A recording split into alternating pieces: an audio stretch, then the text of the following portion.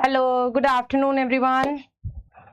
नमस्कार। लबडबामी भाई, लबडब लबडब, दिल की धड़कनें बढ़ जाती हैं। हाँ जी, गुड आफ्टरनून, गुड आफ्टरनून।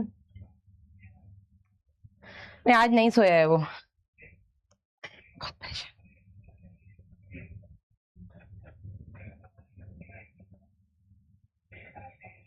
आज नहीं सोया वो।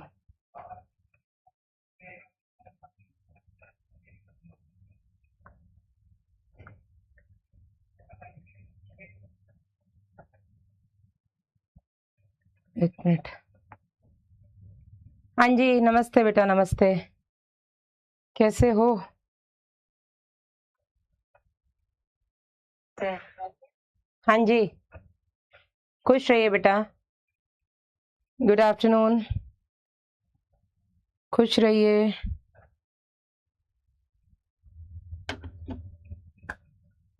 यस, मैं अच्छी हूँ बेटा। असम में तो अभी हालात थोड़े ठीक नहीं है। उम्मीद करती हूँ कि आपके यहाँ आप बाढ़ से अभी बचे होंगे। आप किसी बाढ़ प्रभावित क्षेत्र से अलग होंगे, बाहर होंगे। हाँ जी, यस। मजा माचो बेटा, मजा माचो। यस, चलिए। तो लेक्चर नंबर 11 है आज अपना, and hopefully this is the last lecture. और आज मैं 10 क्वेश्चंस भी लेकर के आई हूँ, है ना। चमक मेरे चेहरे पे आज क्वेश्चंस की है।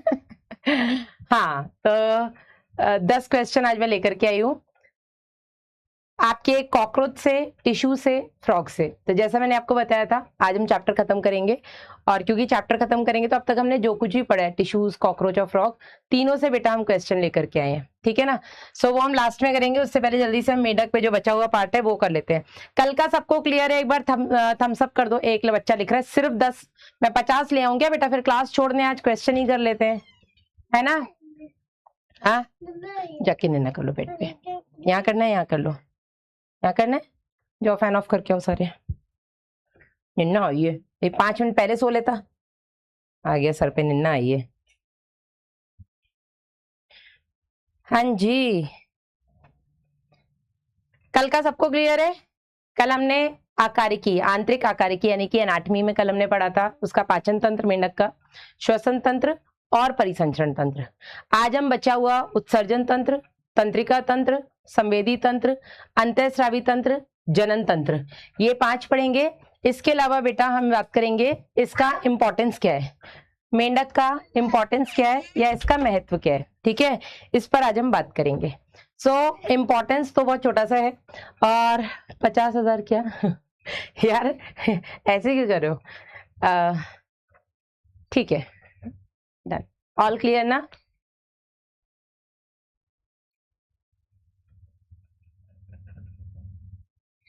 एक डाउट है, लिख देना। अभी मत लिखना, अभी लिखोगे तो लास्ट तक वो बहुत नीचे चला जाता तो देख नहीं पाते हैं। निमी लिख रही वासु मेरा बड़ा भाई।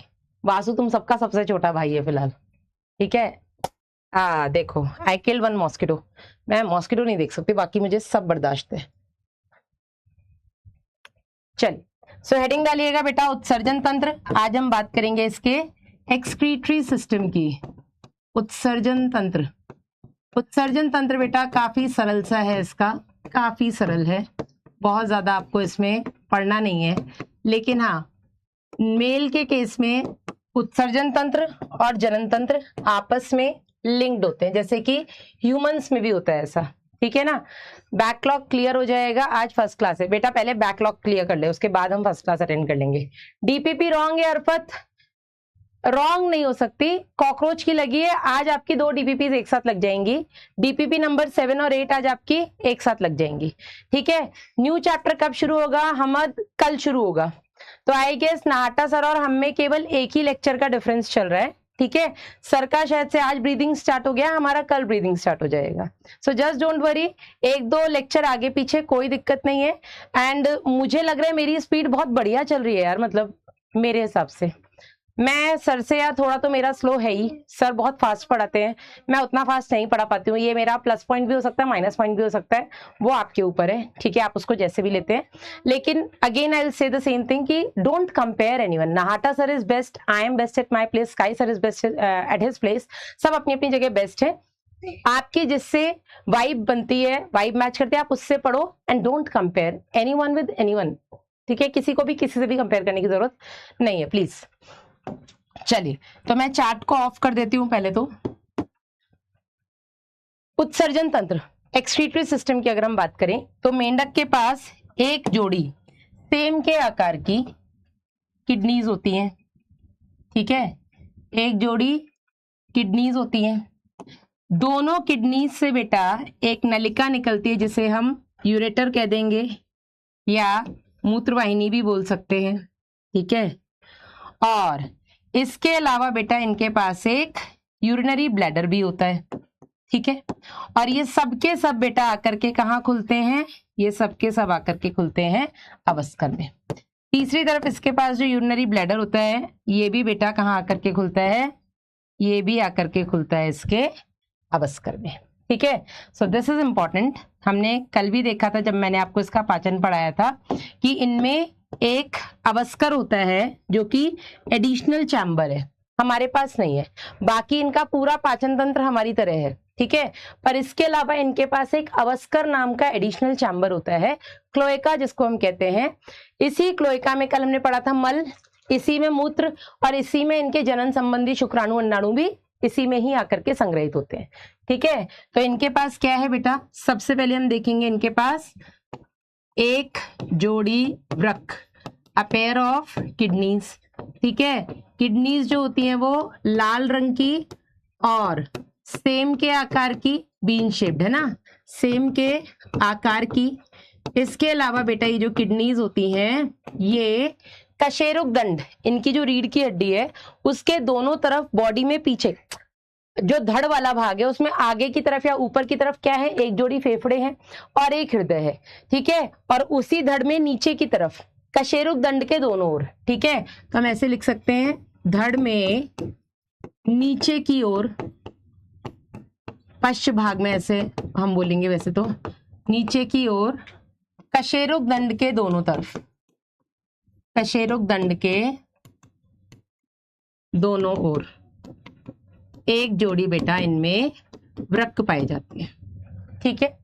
इन्हीं वृक्क से निकलती है क्या, ये यूरेटर जिसे हम मूत्रवाहिनी भी बोल सकते हैं, ठीक है, जो कि यूरिन को कैरी करेगी, है ना। कहां पर कैरी करेगी, इस क्लोएका में, अवस्कर में कैरी करती है, ठीक है।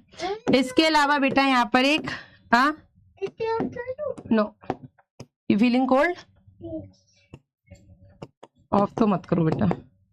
इसके अलावा यहाँ पे एक मूत्राशय जिसको हम जस्ट वेट, जिसको हम यूरिनरी ब्लैडर भी बोलते हैं, ये भी आकर के इसी में खुलता है, ठीक है। इसी किडनी के अंदर, वृक्क मतलब की किडनी, ठीक है, किडनी के अंदर ही बेटा यहाँ पे संरचनात्मक और कार्यात्मक इकाइयां पाई जाती हैं, संरचनात्मक व कार्यात्मक इकाई वृक्काणु यानी कि नेफ्रॉन्स पाए जाते हैं। क्या पाए जाते हैं, नेफ्रॉन्स पाए जाते, ये लिख लीजिए जल्दी से, फिर मैं आपको इसका समझा देती हूँ। और मेल के केस में मूत्र जनन नलिका एक होती है, फीमेल के केस में मूत्र नलिका अलग होती है और जनन नलिका अलग होती है, ओके।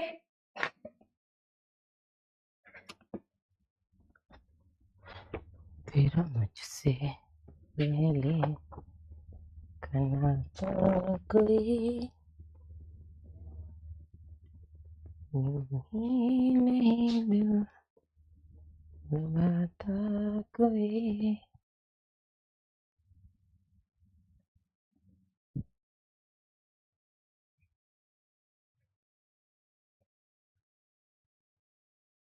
चलो डन। यहीं पर हम एक और इंपॉर्टेंट चीज लिखेंगे, फॉर्मूला लिख रहे हैं मैम, क्यों ना आप हमें भी 50,000 दे दें।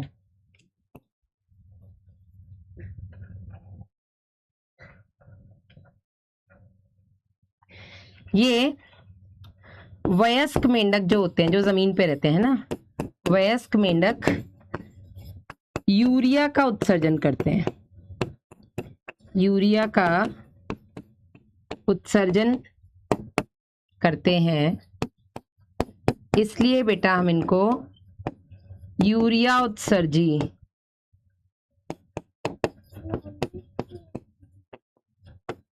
कहते हैं, यूरियोटेलिक। ठीक है, लेकिन इनके जो लार्वा हैं, लार्वा बेटा अमोनिया उत्सर्जी हैं, अमोनिया उत्सर्जी, अमोनोटेलिक होते हैं।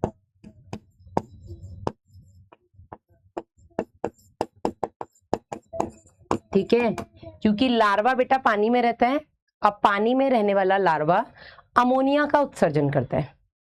ठीक है, क्यों करते हैं अमोनिया, यूरिया, यूरिक एसिड, ये बेटा मैं आपको उत्सर्जन वाले चैप्टर में पढ़ाऊंगी। यस, ये जल्दी से लिख लीजिएगा। खीर खिला दी जाएगी जयश्री, जल्दी से लिख लो। कल फ्रॉक देखा, अरे वाह सनाया, मुझे फ्रॉक से याद आया, अभी मैं आसू को स्कूल से लेके आ रही थी, तो घास में ना इतना छोटा सा चूहा बैठा था, इतना क्यूट था यार। Generally I don't like mouse, पर वो इतना क्यूट सा था और वो एक अर्थवर्म को खा रहा था, वो बुरा लगा, पर वो इतना क्यूट सा था, मतलब तो छोटा, इतनी बड़ी उसकी पूंछ थी, इतना छोटा सा, और ऐसे उठ के बैठ करके खा रहा था उसको। सनाया ने फ्रॉक देखा तो मुझे उससे याद आ गया, घास में बैठ के था क्यूट सा। माउस होते तो क्यूट है। You are new student Anurag Tripathi. Back pain बहुत ज्यादा हो रहा है, राबिया मलिक, बैक पेन का रीजन क्या है? तो किडनी से बेटा यूरिन बनता है, ठीक है, यहाँ पे वृक्काणु पाए जाते हैं, ये वृक्काणु यानी कि नेफ्रॉन्स यूरिन फॉर्मेशन के लिए रिस्पॉन्सिबल होते हैं, और ये ब्लड को छान करके यूरिन बनाते हैं। जो वृक्काणु होता है, ये बेटा वृक्काणु, इसका काम होता है, जो भी ब्लड है इनके बॉडी में, वो ब्लड पहुंचता है कहां पर, इनके किडनी में। किडनी में नेफ्रॉन्स में ब्लड छनता है, और छनने के बाद बेटा उसमें जो वेस्ट है उसको यूरिया के फॉर्म में बाहर निकालता है, यूरिन के फॉर्म में जिसमें यूरिया है उसको बाहर निकाल दिया जाता है। तो किडनी के अंदर यूरिन बनता है ब्लड के फिल्ट्रेशन से, और वो यूरिन बेटा मूत्रवाहिनी द्वारा आपके अवस्कर में आता है। कुछ मात्रा में जो मूत्राशय में संग्रहित है ये भी अवस्कर में आता है, और यहां से बेटा ये बाहर निकल जाता है, यहां से मूत्र बाहर, समझे? तो अवस्कर कॉमन चैम्बर है, जहां से फीसिस यानी कि अपचित भोज्य पदार्थ मल, जहां से मूत्र और जहां से जनन संबंधी शुक्राणु या अंडाणु बाहर निकलते हैं। क्लियर है? हाँ, आगे बढ़ते हैं बेटा। एक बार अगर हम इसकी एनसीईआरटी देख लें, बहुत ज्यादा इसमें होगा नहीं।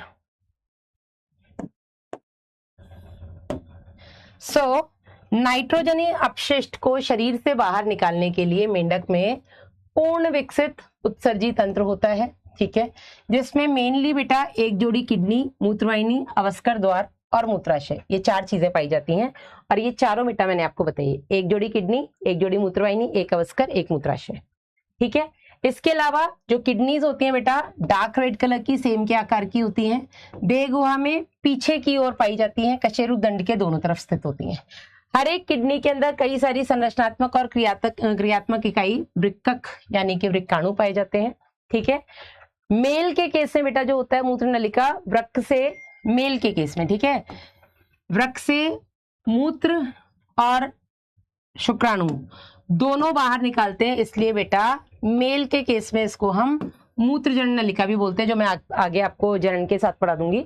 मूत्रवाहिनी बेटा जाकर के अवस्कर द्वार में खुलती है, ठीक है, और यहां से मूत्र बाहर। फीमेल के केस में अगर हम बात करें तो मूत्रवाहिनी और अंडवाहिनी अलग अलग खुलते हैं अवस्कर में। एक पतली दीवार वाला बेटा मूत्राशय भी मलाशय के अधर भाग पे होता है, जो कि अवस्कर में खुलता है। मेंढक यूरिया का उत्सर्जन करते हैं, इसलिए बेटा हम इनको यूरिया उत्सर्जी कह देते हैं। और ये ब्लड के द्वारा फिल्टर होने से बनता है, तो कुछ भी ऐसा नहीं है।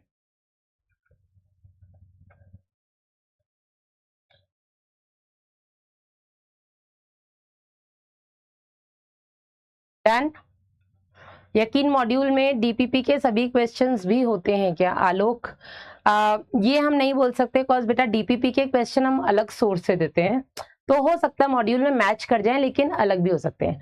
अंशिका पूछ रही मैम रिजल्ट सेलिब्रेशन के लिए कहाँ बुलाते हैं? जनरली रिजल्ट सेलिब्रेशन हमारे नोएडा में होते हैं, लेकिन बाहर भी हो सकते हैं, कोई ऐसा कंपलसरी नहीं है कि नोएडा में ही होंगे। देखो सो गया, तब से मैं पीछे पड़ी थी, सो जा नहीं सोता। अभी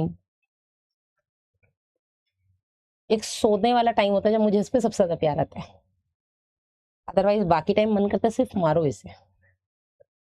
एनसीईआरटी कृति बहुत ज्यादा जरूरी है। डन है। आकाश कुशवाहा बोल रहे मैडम डाउट है, चलो डाउट्स देख लेते हैं, क्या डाउट्स हैं आपके। कशेरुक दंड क्या होता है? कशेरुक दंड सोनाक्षी बहुत सरल भाषा में अगर मैं बताऊं तो रीढ़ की हड्डी होती है, रीढ़ की हड्डी को हम कशेरुक दंड कहते हैं, ठीक है। यूरिनरी ब्लैडर की ओपनिंग क्लोएका में होती है एंड क्लोएका से एक्सक्रीटरी प्रोडक्ट बाहर निकलता है। यस, यूरिनरी ब्लैडर की भी ओपनिंग क्लोएका में होती है। जो यूरिनरी डक्ट आ रही है जिसको हम मूत्रवाहिनी कहते हैं, उसकी ओपनिंग भी क्लोएका में होती है और क्लोएकल ओपनिंग से सब कुछ बाहर निकलता है। Okay Alia ma'am, larva ammonia, lark ammonia क्या होता है? लार्क अमोनिया, सॉरी बेटा, लार्क अमोनिया तो मेरे को ही नहीं पता वैष्णवी। लार्वा क्या होते हैं? देव्यांजलि, जैसे हमने देखा था कॉकरोच के जो बच्चे होते हैं उनको जब तक वो अपने मम्मी पापा जैसे कॉकरोच नहीं दिखते तब तक हम उनको निम्फ कहते हैं, ठीक है। सिमिलरली आपने देखा होगा तितली के, अगर आपने बचपन में लाइफ साइकिल ऑफ बटरफ्लाई पढ़ा हो, जो कि 4th मतलब क्लास 5th या 6th में है, तितली का जीवन चक्र, तो उसमें आपने देखा होगा कि जो तितली होती है वो पैदा होती है, तितली नहीं बनती है, ठीक है। जब तितली पैदा होती है, अंडे से बाहर निकलती है, तब बेटा वो कैटरपिलर, प्यूपा, ये सब स्टेजेस अगर आपने बढ़िया से रेंगती सी है कैटरपिलर, लाइफ साइकिल ऑफ तितली देखना, गूगल पे भी मतलब यूट्यूब पे भी इसके वीडियोस पड़े हुए हैं, है ना, कैटरपिलर बोलते हैं उसको हम। तो लार्वा बेटा एक ऐसी अवस्था होती है जिनमें जो नवजात शिशु है किसी भी प्राणी का, वो अपने मम्मी पापा जैसा नहीं दिखता है। अब जैसे हमारे केस में तो हमारा बच्चा पैदा होते ही हमारे जैसा दिखता है, साइज में ही तो छोटा होता है, लेकिन दिखता तो हमारे जैसा ही है। तो हमारे केस में हम बोलते हैं कि जो बच्चे का डेवलपमेंट होता है, परिवर्धन होता है, वो डायरेक्ट होता है, प्रत्यक्ष होता है। लेकिन कुछ ऐसे भी जानवर हैं जिनमें जब बच्चे पैदा होते हैं जानवरों के, तो वो एग्जैक्टली अपने मम्मी पापा जैसे नहीं दिखते हैं, वो मम्मी पापा से अलग दिखते हैं, उनकी काया परिवर्तन होता है, तब जाकर के बेटा वो मम्मी पापा जैसे दिखते हैं। तो ये जो काया परिवर्तन से पहले वाली अवस्था होती है, इसको बेटा हम लार्वा अवस्था कहते हैं, ठीक है। कशेरुक दंड क्या होता है? रीढ़ की हड्डी। किडनी में कितने नेफ्रॉन पाए जाते हैं? हमारी किडनी में तो बेटा हर एक किडनी में लगभग 10 लाख 1 मिलियन नेफ्रॉन पाए जाते हैं। इनका एग्जैक्टली डेटा बेटा नहीं दिया, आपको याद भी नहीं करना है। मैम निवाहिका तंत्र समझा दीजिए। अभिनव, निवाहिका तंत्र ऐसे टाइप का सर्कुलेटरी सिस्टम है जिसमें ब्लड किसी भी ऑर्गन से डायरेक्ट हार्ट में ना जाकर के ऑर्गन से दूसरे ऑर्गन में जाता है और दूसरे ऑर्गन से होते हुए आपके हार्ट में आता है। अब ये एक ऑर्गन से दूसरे ऑर्गन के बीच में जो कनेक्शन है ये एक शिरा के द्वारा होता है, क्योंकि ब्लड से मतलब ब्लड जब आपके हार्ट से जाता है तो धमनी के द्वारा जाता है, हार्ट से ऑर्गन तक जाएगा तो धमनी के द्वारा जाएगा, और ऑर्गन से जब निकलेगा तो बेटा शिरा के द्वारा निकलता है। अब ऑर्गन से निकल के दूसरे ऑर्गन में भी जाएगा तो बेटा शिरा के द्वारा ही जाएगा। तो दो ऑर्गन्स के बीच में जो शिरा वाला कनेक्शन होता है बेटा, इसको हम निवाहिका शिरा बोल देते हैं, ठीक है। तो निवाहिका तंत्र का मैंने आपको एग्जाम्पल ऐसे समझाया था कि आप घर से स्कूल जाते हो, स्कूल से घर आते हो, दिस इज नॉर्मल आपका रूटीन।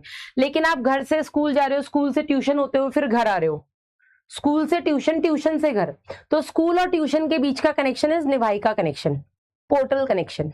समझ में आया कि नहीं? अब इसके फायदे क्या हैं? तो देखो, अब इसका फायदा भी मैं समझा देती हूँ।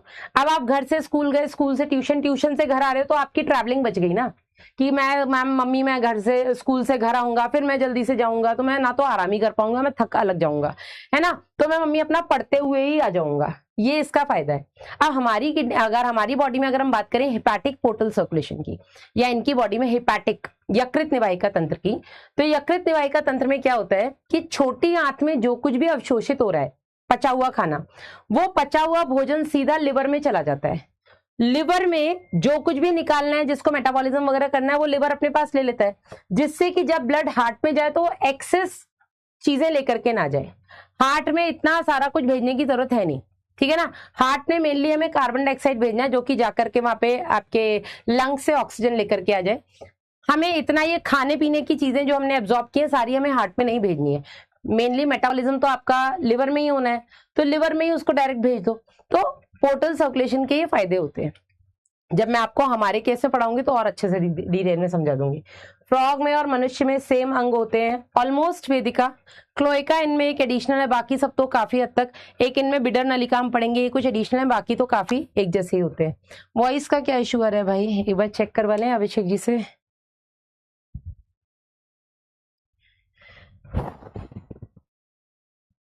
Just a second. अरे यार, कभी पूछा था क्या बेटा, आपसे कुछ पूछते हैं तो बताती ही नहीं है आप, ऐसे थोड़ी होता है। अवनीश बेटा, ऐसा कभी नहीं होता है कि मैं जानबूझ करके किसी का मैसेज इग्नोर करती हूँ। इट्स लाइक ऑलवेज कि मैं कर नहीं पाई या मुझे सबके दिखते नहीं है कमेंट्स, ऐसा हो सकता है, ठीक है ना। ऐसा नहीं कि मैं जानबूझ के इग्नोर कर रही हूँ। अभिषेक जी फोन उठा लो भाई।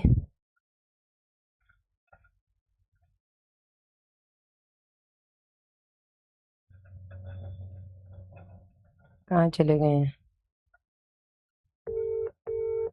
ठीक है, क्लियर है, क्लियर है वॉइस। तो ये स्पैमर्स हैं बाकी जो बैठे हुए हैं क्लास में। तो ये हो गया बेटा इसका उत्सर्जन तंत्र। अब हेडिंग डालिएगा बेटा इसका कंट्रोल एंड कोऑर्डिनेशन, नियंत्रण और समन्वय करने के लिए इनकी बॉडी में कौन है। Again I am closing the chat. नियंत्रण व समन्वय, कंट्रोल और कोऑर्डिनेशन के लिए,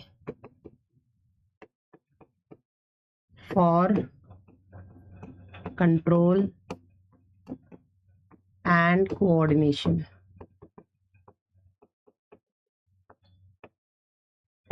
कौन है भाई इनके पास कंट्रोल और कोऑर्डिनेशन के लिए?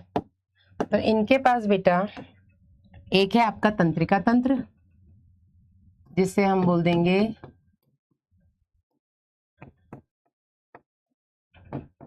Nervous system.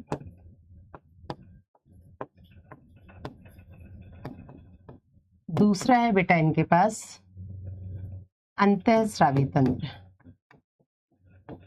या एंडोक्राइन सिस्टम। एंडोक्राइन सिस्टम, ये दो तरीके के बेटा इनके पास सिस्टम्स होते हैं जो मिलकर के पूरी बॉडी के ऑर्गन्स की एक्टिविटीज को कंट्रोल भी करते हैं और उनके बीच में एक समन्वय बनाए रखते हैं। ठीक है, कंट्रोल करना मतलब एक तरीके से उनको बताना कि क्या करना है क्या नहीं करना है। समन्वय बनाए रखना मतलब उन अंगों का मिल करके काम करवाना। ठीक है, तो हमें पता है बॉडी में किस अंग का क्या काम है, लेकिन ऐसा नहीं है कि हर एक अंग इंडिपेंडेंटली काम कर रहा है। सब ऑर्गन्स बॉडी के आपस में मिलजुल करके ही काम कर रहे हैं। अगर आप घर में रहते हो तो घर में बेटा हम सब अपने अपने काम, मम्मी का अपना काम है, हमारा अपना काम है, पापा का अपना काम है। ठीक है, घर में छोटा बच्चा है तो उसका अपना काम है। वासु, इन्हें पढ़ाई लिखाई से कोई मतलब नहीं, हमें पढ़ना ही पढ़ना है। मम्मी को पूरे घर संभालना है, पापा को बाहर संभालना है। ठीक है, लेकिन इन चारों के बीच में समन्वय है, तभी तो बेटा ये काम कर पा रहे हैं। एक बच्चा बोल रहा है मैम लसिका और निवाहिका बता दो। बेटा लसिका तंत्र मैं आपको डिटेल में पढ़ाऊंगी जब मैं हमारा बॉडी फ्लूइड्स एंड सर्कुलेशन आपको बताऊंगी तब। ठीक है, अभी मैंने जितना पढ़ाया आप उतने से ही काम रखें प्लीज। ठीक है, समझ में आया कि नहीं? तो कंट्रोल अल्टीमेटली घर में किसका है? पापा का है। लेकिन कोऑर्डिनेशन तो हम चारों मतलब घर में अगर 4 मेंबर्स हैं, पापा मम्मी छोटा बेबी और आप, तो चारों आपस में मिलकर के ही तो बेटा काम कर पा रहे हो ना। अगर चारों आपस में नहीं मिलजुल के रहेंगे तो कैसे घर का काम चलेगा? इसी तरीके से हमारी बॉडी के अंदर इतने सारे जो ऑर्गन्स हैं, इतने सारे जो ऑर्गन सिस्टम्स हैं, इन सबको अल्टीमेटली कंट्रोल कौन कर रहा है? आपका मेनली तो नर्वस सिस्टम ही करता है। लेकिन उन सारे ऑर्गन्स में मिलजुल करके काम हो सके, इसमें आपका नर्वस सिस्टम और एंडोक्राइन सिस्टम दोनों मिलकर के काम करते हैं। ठीक है, जिससे कि आपके बॉडी के बाकी ऑर्गन्स भी आपस में मिलकर काम कर सकें। ठीक है। तो कंट्रोल और कोऑर्डिनेशन का क्या मतलब है ये मैंने आपको बताया। बात करते हैं हम पहले बेटा इसके अंतःस्रावी तंत्र की, यानी कि एंडोक्राइन सिस्टम की। पहले हम देखते हैं इसका अंतःस्रावी तंत्र या एंडोक्राइन सिस्टम। अगर हम इसके एंडोक्राइन सिस्टम की बात करें तो अंतःस्रावी तंत्र के अंदर बेटा बहुत सारी अंतःस्रावी ग्रंथियां आती हैं। ठीक है, अंतःस्रावी ग्रंथियां क्या होती हैं पढ़ाया है मैंने आपको, जो कि हॉर्मोन्स का स्राव करती हैं। ठीक है, तो इसके अंदर अंतःस्रावी ग्रंथियां आती हैं, अंतःस्रावी ग्रंथियां जो कि हॉर्मोन्स का स्राव करती हैं। ये मैंने आपको पढ़ाया है लेक्चर नंबर 3 में या 4 में जाकर के आप देखिएगा। ये हॉर्मोन्स का फॉर्मेशन करती हैं और उनको सीक्रीट करती हैं। ठीक है, अब कौन कौन सी अंतःस्रावी ग्रंथि आती है बेटा यहाँ पर, तो एक हो गई आपकी पीयूष ग्रंथि, जिसे हम बोल देते हैं पिट्यूटरी ग्लैंड। बहुत देर से एक बच्ची पूछी मैडम आपकी सैलरी कितनी है। आप लोगों का प्यार है, आप लोगों का ब्लेसिंग है कि हम यहाँ हैं। ठीक है, एंड रही बात सैलरी की, तो इतनी है कि कभी किसी से मांगना नहीं पड़ता, जरूरतमंद को दे जरूर सकते हैं। ठीक है, बस इतनी है। वो साईं इतना दीजिए जामे कुटुंब समाये, मैं भी भूखा ना रहूं साधु ना भूखा जाए, तो साईं ने इतना दिया है। ठीक है, चलो आगे बढ़ते हैं। पीयूष ग्रंथि के अलावा बेटा यहाँ पर आती है आपकी अवटू, या पहले हम पीनियल लिख देते हैं ना, पीनियल ग्रंथि।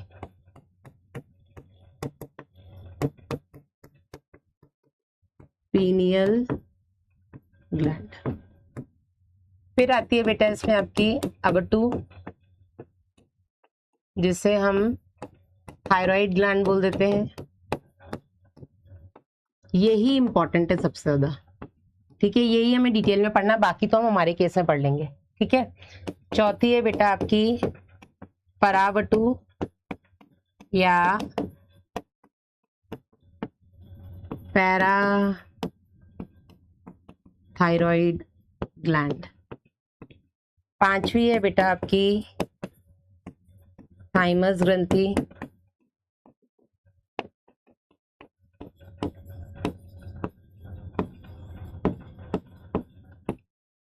सिक्स्थ है बेटा आपकी अधिवृक्क ग्रंथि, जिसे हम बोलते हैं एड्रिनल ग्लैंड। फिर बेटा आती है आपके पैनक्रियास के अंदर भी कुछ सेल्स होते हैं जो कि सीक्रेट करते हैं हॉर्मोन्स, इनको हम अग्नाशी द्वीप बोल देते हैं या द्वीपिकाएं बोल देते हैं, पैनक्रियाटिक आइलेट्स।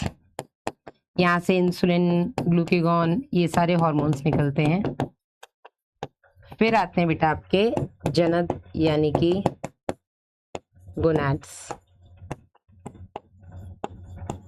और गोनाड्स में भी अगर हम बात करें तो एक तरफ आ गए बेटा आपके वृषण, टेस्टिस मेल फ्रॉग में, और फीमेल फ्रॉग में बेटा अंडाशय पाए जाते हैं यानी कि ओवरी पाई जाती है।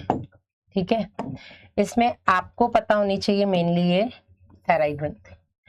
यहां से बेटा एक क्वेश्चन आता है और वो क्वेश्चन है कुछ ऐसा, पहले तो इसका काम देख लो कि जो थायराइड ग्लैंड होता है, इस थायराइड ग्लैंड से बेटा एक हार्मोन निकलता है जिसको हम थायरॉक्सिन हार्मोन कहते हैं। ठीक है, इसको हम थायरॉक्सिन हार्मोन कहते हैं। क्या कहते हैं इसको हम? Thyroxine hormone. इस थायरॉक्सिन हार्मोन का काम क्या होता है वो भी आपको पता होना चाहिए।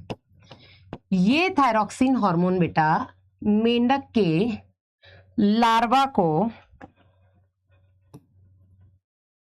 टैडपोल लार्वा को वयस्क मेंढक में रूपांतरित या कायांतरण करने में मदद करता है। टैडपोल लार्वा जो होता है बेटा, ये वयस्क मेंढक बनवाता है, जिसे हम एडल्ट फ्रॉग कहते हैं।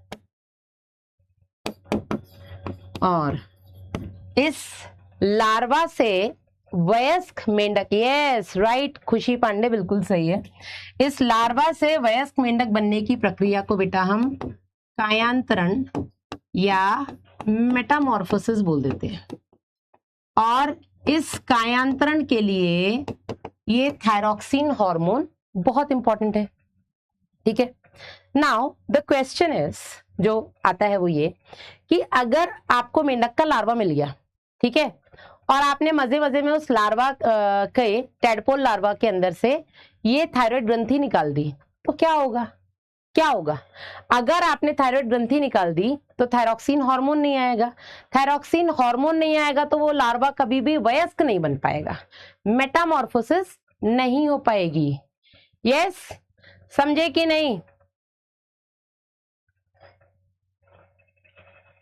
हाँ जी विशाल वैष्णव, यस, जो मदद बन पड़ी हमने बस वो किया और कुछ नहीं। यस साहिबा भी बिल्कुल सही है। सोनाली गुप्ता, मैं तो कहती हूँ मुझसे 4 कदम और आगे बनो यार। मैं तो चाहती हूँ मेरे बच्चे जैसे वासु वैसे आप लोग, जितना मैं चाहती हूँ मेरे बच्चे की तरक्की हो जिंदगी में, शायद उतनी मैं आपकी भी तरक्की चाहती हूँ। ठीक है ना? तो अगर जब भी कोई मुझसे कहता ma'am I want to be like you, मैं आपकी जैसा बनना चाहता हूँ या चाहती हूँ, तो आई ऑलवेज प्रे कि भगवान इसको मुझसे भी आगे बनाना। हम शायद अपने जमाने के हिसाब से यहीं तक पहुंच पाए, कुछ किस्मत का भी खेल है, लेकिन आपकी किस्मत भी अच्छी हो उसके लिए भी मैं थोड़ा सा प्रे कर लेती हूँ। बच्चा जब आगे बढ़ता है ना, तो उसकी जितनी खुशी उस बच्चे को होती है, मुझे लगता है उससे ज्यादा खुशी उसके माँ बाप को होती है, उससे कहीं ज्यादा खुशी उनके टीचर्स को होती है कि हमारे बच्चे हैं, है ना? तो larva always larva. Yes Arun, अगर आप थायराइड ग्रंथि निकाल देंगे, थायरॉक्सिन नहीं आएगा, थायरॉक्सिन नहीं आएगा तो उसकी काया नहीं पलटेगी, कभी भी वो लार्वा से वयस्क मेंढक नहीं बन पाएगा। बूझे? डन हो गया? तंत्रिका संवेदी जनन 3 बचे हैं, जल्दी जल्दी कर लो, 10 क्वेश्चन भी हैं।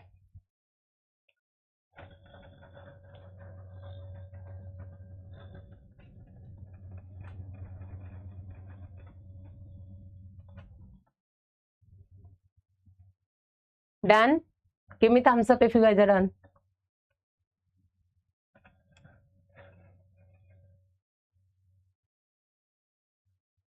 आंसर की गलत है, किसकी आंसर की गलत है?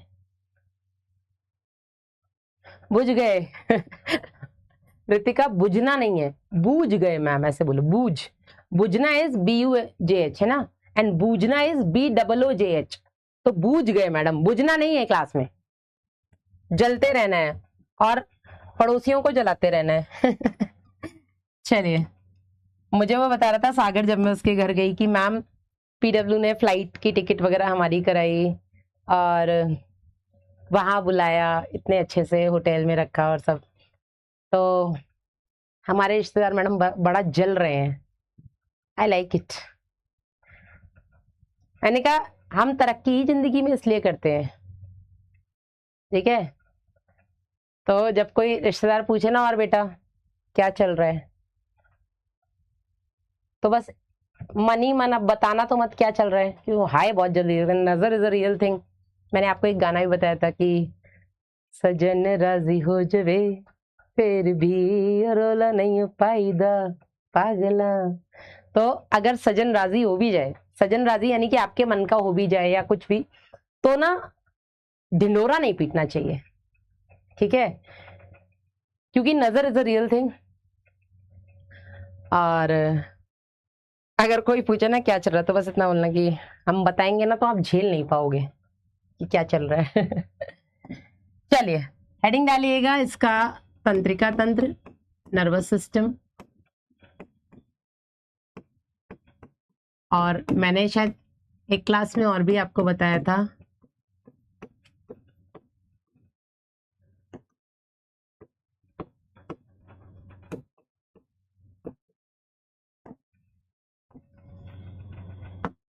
कि ए जिंदगी लसानिया ऐसनू एवनी गवाईदा पागला, कि जिंदगी ना कुछ तो मीनिंग होगा आपका इस धरती पे आने का, ठीक है ना, कुछ तो मीनिंग होगा। ट्राई कि आप उस मीनिंग को ढूंढ पाए और उसे पूरा कर पाए। फॉग चले बेटा बंद हो चुका है, फॉग चल के बंद भी हो गया है, ठीक है ना। फिलहाल तुम्हारी तरक्की की सीढ़ियां तुम चढ़ रहे हो, और जिंदगी में दुनिया को मत बता देना किस सीढ़ी पे तुम जा रहे हो। सिलेक्शन हो जाएगा, दुनिया अपने आप जान जाएगी, ठीक है ना। तो ये गाना सुना करो, मतलब I just love this song. मुझे नहीं पता मैं कितनी बार सुनती हूँ, मुझे अब तो फिर मैंने गूगल से जाके उसका पूरा मीनिंग भी देखा कि इतनी पंजाबी नहीं आती है ना, बट वो इतना मीनिंगफुल सॉन्ग है यार, मतलब उधर नशा नशा है मुझे उस गाने का। पंजाबी नहीं हूं मैं। चलिए, तो नर्वस सिस्टम में क्या क्या आ जाता है बेटा इसके? इसके नर्वस सिस्टम में एक तरफ आता है केंद्रीय तंत्रिका तंत्र, जिसे we call central nervous system.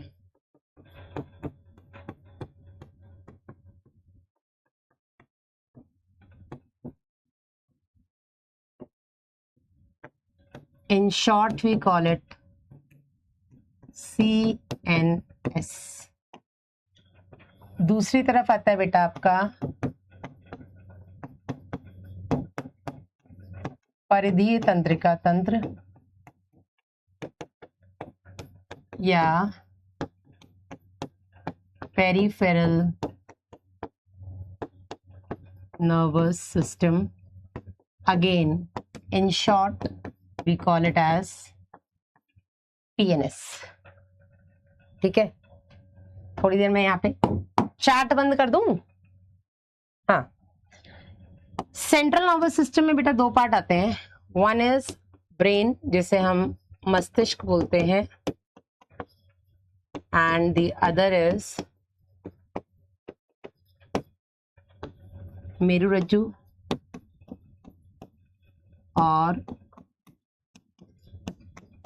Spinal cord.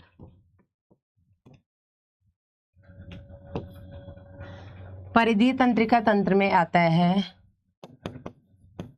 कायिक तंत्रिका तंत्र, जिसे हम सोमैटिक नर्वस सिस्टम भी कहते हैं। देखो मैं बार बार बोलती हूँ, इंग्लिश वाला पार्ट आपको लिखना है तो वेल एंड गुड है, नहीं लिखना है तो भी चलेगा, but personally if you guys ask तो मैं आपसे कहूंगी कि लिख लो। रीजन बीइंग, तुमने एमबीबीएस में जाके सिर्फ फिजियो ही पढ़नी है, फिजियो मतलब जूलॉजी वाला पोर्शन ही पढ़ना है। एंड जब आप जूलॉजी मतलब वो फिजियो विजियो पढ़ोगे, बायोकेमिस्ट्री पढ़ोगे, एनाटॉमी पढ़ोगे, तो वहां पे बेटा वहां पे हिंदी की बुक नहीं चलती है, चलती है यूपी, राजस्थान, बिहार वगैरह कुछ स्टेट से मिल जाएंगी आपको, पर मजा नहीं आएगा आपको खुद को पढ़ने में। लिख के लो ले लो, ठीक है ना, लिख के ले लो ले लो, मजा ही नहीं आएगा तुम्हें वहां पे हिंदी पढ़ने में। अभी तो तुम्हारी मजबूरी है इसलिए पढ़ रहे हो।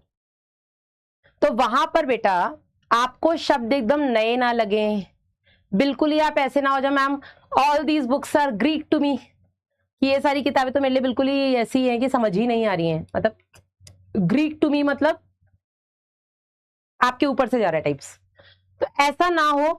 और आप ये मान के चलो बेटा आपका सिलेक्शन होना ही होना है, तो सिलेक्शन होना है तो एमबीबीएस में जाके पढ़ना भी है, तो किताबें एमबीबीएस की आपको ग्रीक ना लगे, इसलिए बेटा ये इंग्लिश के टर्म्स आप लिखते चलिए, ठीक है। मैं ये नहीं कह रही हूं कि इनको रटना है, रटो आप हिंदी इंग्लिश जो भी, ऐसे भी हमें समझना है, रटना तो हमें है ही नहीं, ठीक है। लेकिन जब बार बार आपकी नजरों के सामने से जाएंगे तो अपने आप वो दिमाग में बैठते जाएंगे।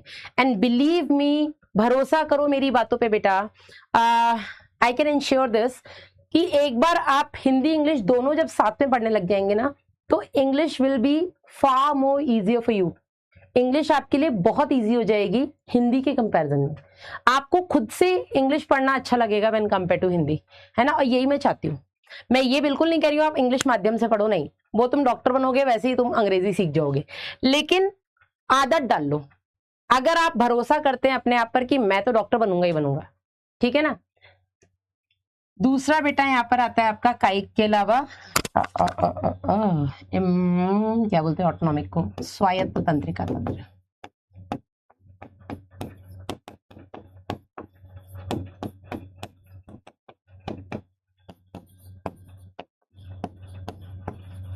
Autonomic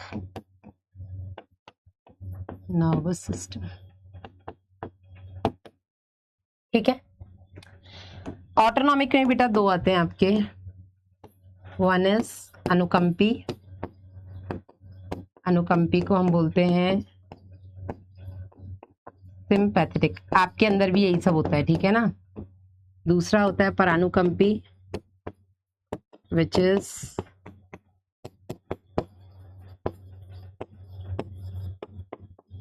parasympathetic.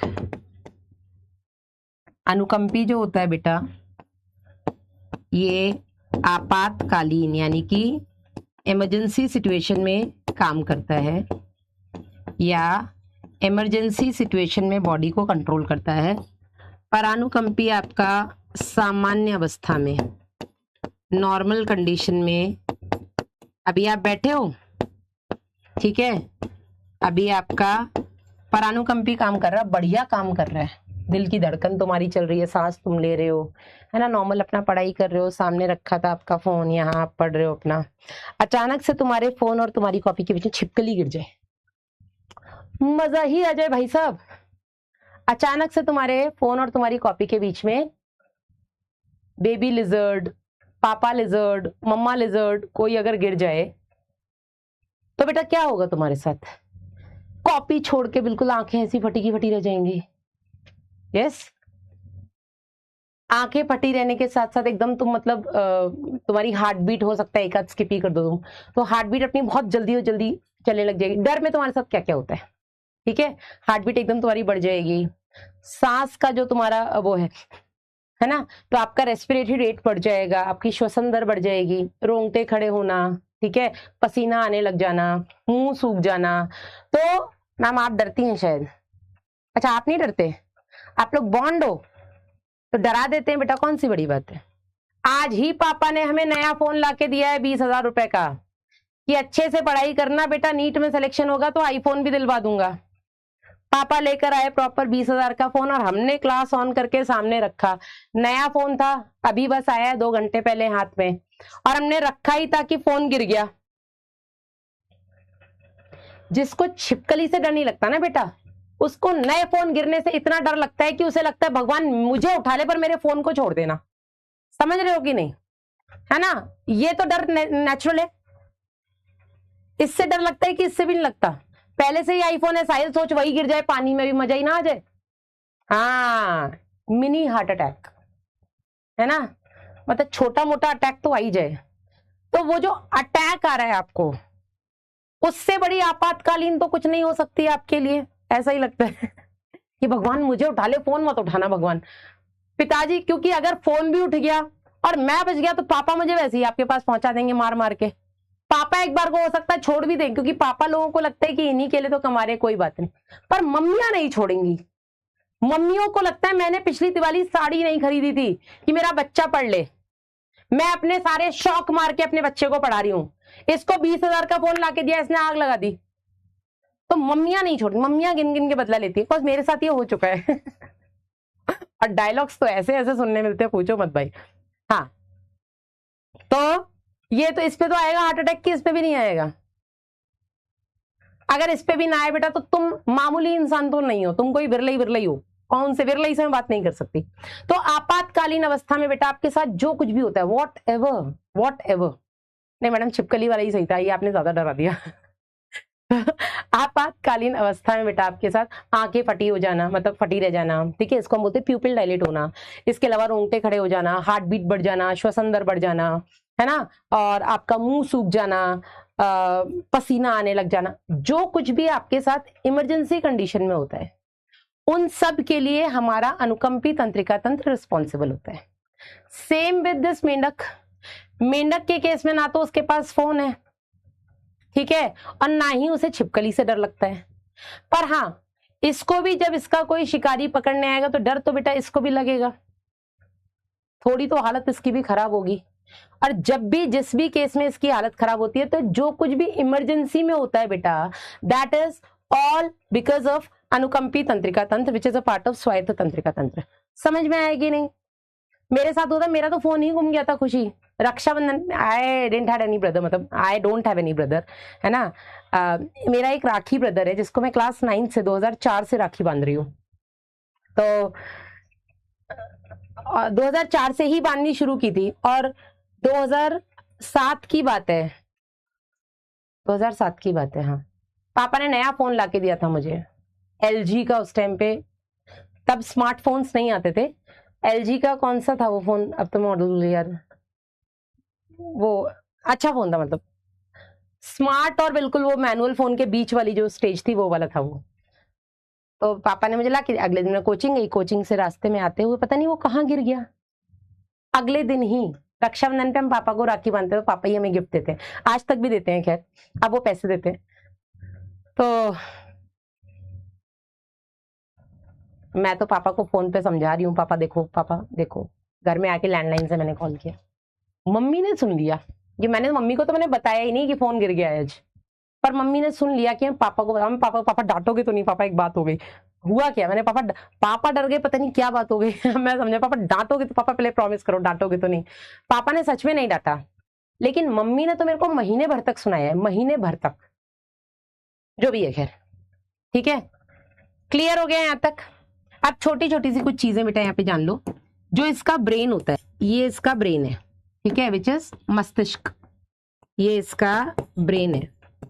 अब बेटा देखो ऐसा है कि जो ब्रेन होता है ये बहुत ही सॉफ्ट सा ऑर्गन होता है, बहुत ही सॉफ्ट सा ऑर्गन होता है। इस सॉफ्ट से ऑर्गन ब्रेन को प्रोटेक्ट करने के लिए चारों तरफ क्या पाया जाता है, एक बोनी स्ट्रक्चर पाया जाता है, अस्थि की बनी हुई संरचना पाई जाती है। इसको हम कपाल या क्रेनियम बोल देते हैं, कपाल या क्रेनियम बोल देते हैं, ठीक है।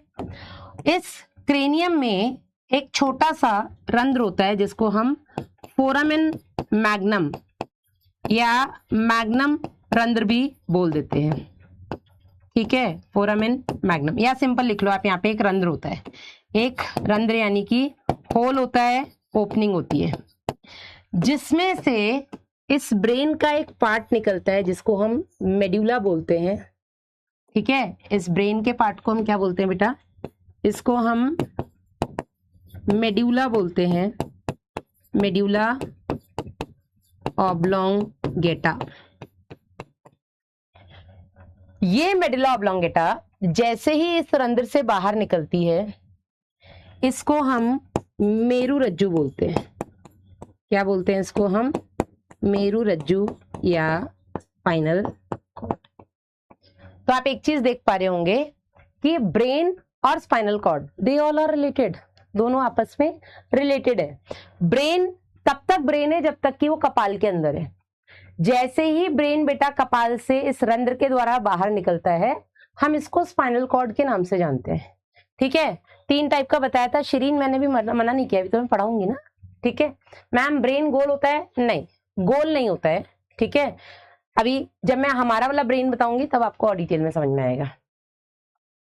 Wow Himanshu, that's so nice बेटा, कुडोज फॉर दिस, इस चीज के लिए तो आपको दिल से बधाई।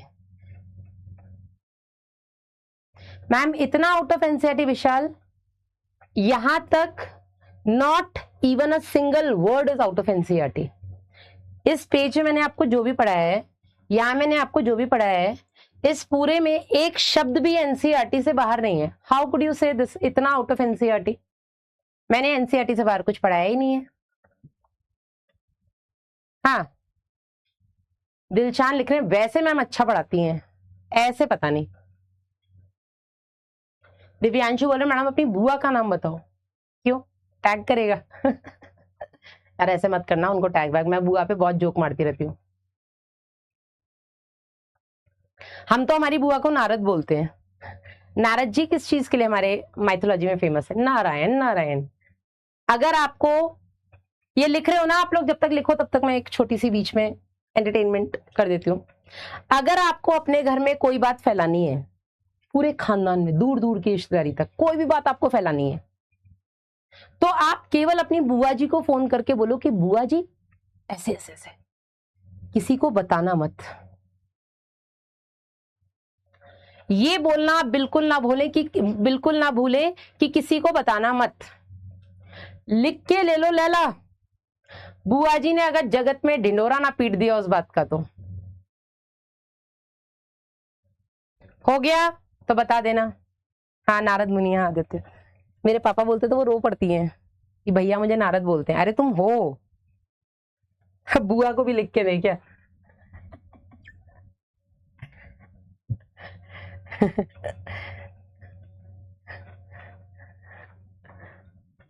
डन। देखो कितने लोग मुझसे एग्री करते हैं।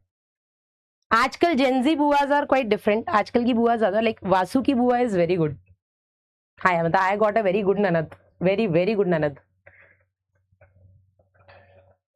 मैं बोल रही हूँ आजकल की बुआ जी आर डिफरेंट, आने वाले टाइम की बुआ जी विल बी मोर डिफरेंट। लेकिन हाँ हमारे वाली जो बुआ जी हैं भाई वो तो वही है, उसी वाली कैटेगरी की है। डन। चलो अब हम ब्रेन के पार्ट्स देख लेते हैं। तो हमने देख लिया ब्रेन कपाल में सुरक्षित रहता है, ठीक है। परिधीय तंत्रिका तंत्र में कुछ नर्व्स भी आती हैं, इसमें कुछ तंत्रिकाएं भी आती हैं, नर्व्स। यहां से आपका नीट में क्वेश्चन आ चुका है और आ भी सकता है आगे भी। इसमें जो तंत्रिकाएं निकलती हैं बेटा, 20 जोड़ी तंत्रिकाएं निकलती हैं। 10 आपके मस्तिष्क से निकलती हैं, ठीक है। 10 जोड़ी, 10 नहीं सॉरी 10 जोड़ी यानी कि 20 कपाली तंत्रिकाएं होती हैं जो आपके क्रेनियम से निकलती हैं। कपाल को क्रेनियम बोलते हैं ना, बता दिया मैंने। और 10 जोड़ी आपके स्पाइनल कॉर्ड से निकलती है, तो इनको हम 10 जोड़ी मेरु तंत्रिकाएं बोलते हैं। तो मस्तिष्क से जो तंत्रिकाएं निकलती हैं 10 जोड़ी, ठीक है। कितनी? 10 जोड़ी। हमारे अंदर ये 12 जोड़ी निकलती हैं, पहले अपने सिलेबस में था अब नहीं है, ठीक है ना। तो 10 जोड़ी कपाली, इनके ब्रेन से क्रेनियम से होते हुए 20 तंत्रिकाएं निकलती जिनको हम 10 जोड़ी बोल देते हैं, ठीक है। तो कपाल से निकलते तो कपाली तंत्रिकाएं। इसी तरीके से मेरु रज्जु से भी निकलती हैं जिसको हम मेरु तंत्रिकाएं बोलते हैं। अब मैंने आपको बताया कि ब्रेन हमारा बहुत, दिस इज नॉट ब्रेन, ये जिसको तुम मार रहे हो ये ब्रेन नहीं है, ब्रेन इसके अंदर है। ये तो आपका ब्रेन बॉक्स है, कपाल हड्डियों का बना हुआ है, ठीक है ना। Brain is a very soft organ, बहुत ही नाजुक सा अंग होता है और बहुत इंपॉर्टेंट भी है। तो ब्रेन बेटा जैसे कपाल से ढका होता है, इसी तरीके से जो आपका मेरु रज्जु होता है, ये मेरु रज्जु के चारों तरफ भी बेटा हड्डियों का ढांचा होता है। इसी को हम कशेरुक दंड कहते हैं बेटा। किनको नहीं समझ में आ रहा था कशेरुक दंड क्या होता है? कशेरुक दंड इज वर्टिब्रल कॉलम, रीढ़ की हड्डी। बहुत सरल भाषा में अगर मैं आपको बताऊं, दिस इज रीढ़ की हड्डी है ना तुम्हारी, पीठ पे जरा हाथ लगाओ, बिल्कुल बीचों बीच ऐसे हड्डी जैसा जो भी कुछ तो है कठोर सा, वो कठोर सा भाग है रीढ़ की हड्डी, ठीक है ना। तो रीढ़ की हड्डी आपके मेरु रज्जु को प्रोटेक्ट करती है, कपाल आपके ब्रेन को प्रोटेक्ट करता है। डन है। चलो अब पार्ट्स ऑफ ब्रेन देख लेते हैं, मस्तिष्क के कौन कौन से भाग होते हैं। तो मस्तिष्क के हमारी तरह ही काफी हद तक होता है, पूरा नहीं, हमारा ज्यादा ऑब्वियसली हमारा ज्यादा डेवलप्ड है। तो इनका जो ब्रेन होता है बेटा, इस ब्रेन में 3 पार्ट्स होते हैं। कौन कौन से? सबसे पहला होता है बेटा आपका अग्र मस्तिष्क या फोर ब्रेन। दूसरा होता है बेटा आपका मध्य मस्तिष्क या मिड ब्रेन। तीसरा होता है आपका पश्च मस्तिष्क या हाइंड ब्रेन, ठीक है। इनके अंदर इनके भी कुछ पार्ट्स हैं। चैट ऑफ कर दूंगी यार, तुम लोग बिल्कुल मेरे को इस लायक ही नहीं छोड़ते कि मैं चैट ऑन छोड़ूं, है? तुमने तो मुझे कहीं का नहीं छोड़ा है। अग्र मस्तिष्क में बेटा एक जोड़ी घ्राण पालियां होती है। घ्राण पालियां है तो बेटा ये सूंघने में हेल्प करती हैं, ठीक है। एक जोड़ी घ्राण पालियां, इन्हें हम बोल देते हैं ऑल्फैक्टरी लोब्स। एक जोड़ी सेरिब्रल हेमिस्फीयर्स, प्रमस्तिष्क, अर्धगोलार्ध,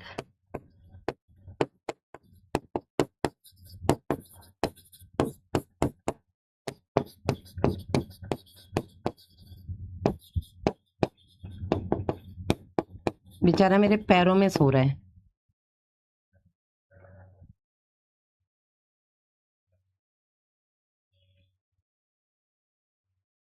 इसके अलावा बेटा इसमें एक अग्र मस्तिष्क पक्ष बोल रही हूँ मैं, सॉरी, अग्र मस्तिष्क पश्च, डायंसिफिलॉन।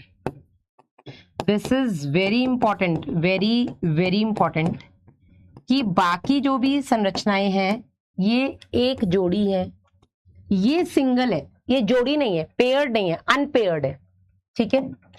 मिड ब्रेन में बेटा इनकी जो संरचना है, इसको एक जोड़ी दृक्पालियां है, तो ये देखने में हेल्प करती हैं, ठीक है। इनको हम ऑप्टिक लोब्स कहते हैं, a pair of optic lobes.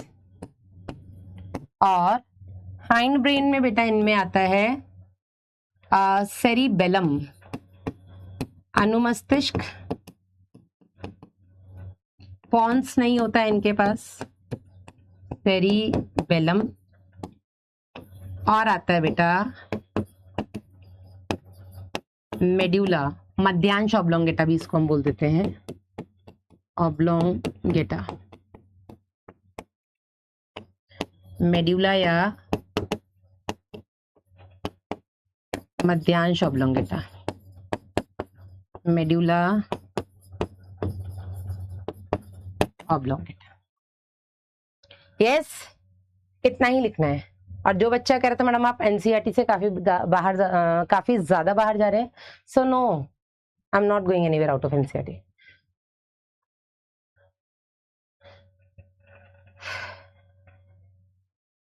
Ma'am test में रैंक कितने स्टूडेंट्स में से आती है? यकीन 2.0 में जितने ही बच्चे हैं हमारे पास, कुछ मेरे पास डेटा नहीं है एग्जैक्टली, 10,000 के अराउंड है बच्चे शायद से 2.0 में, 10,000 से तो ज्यादा ही होंगे।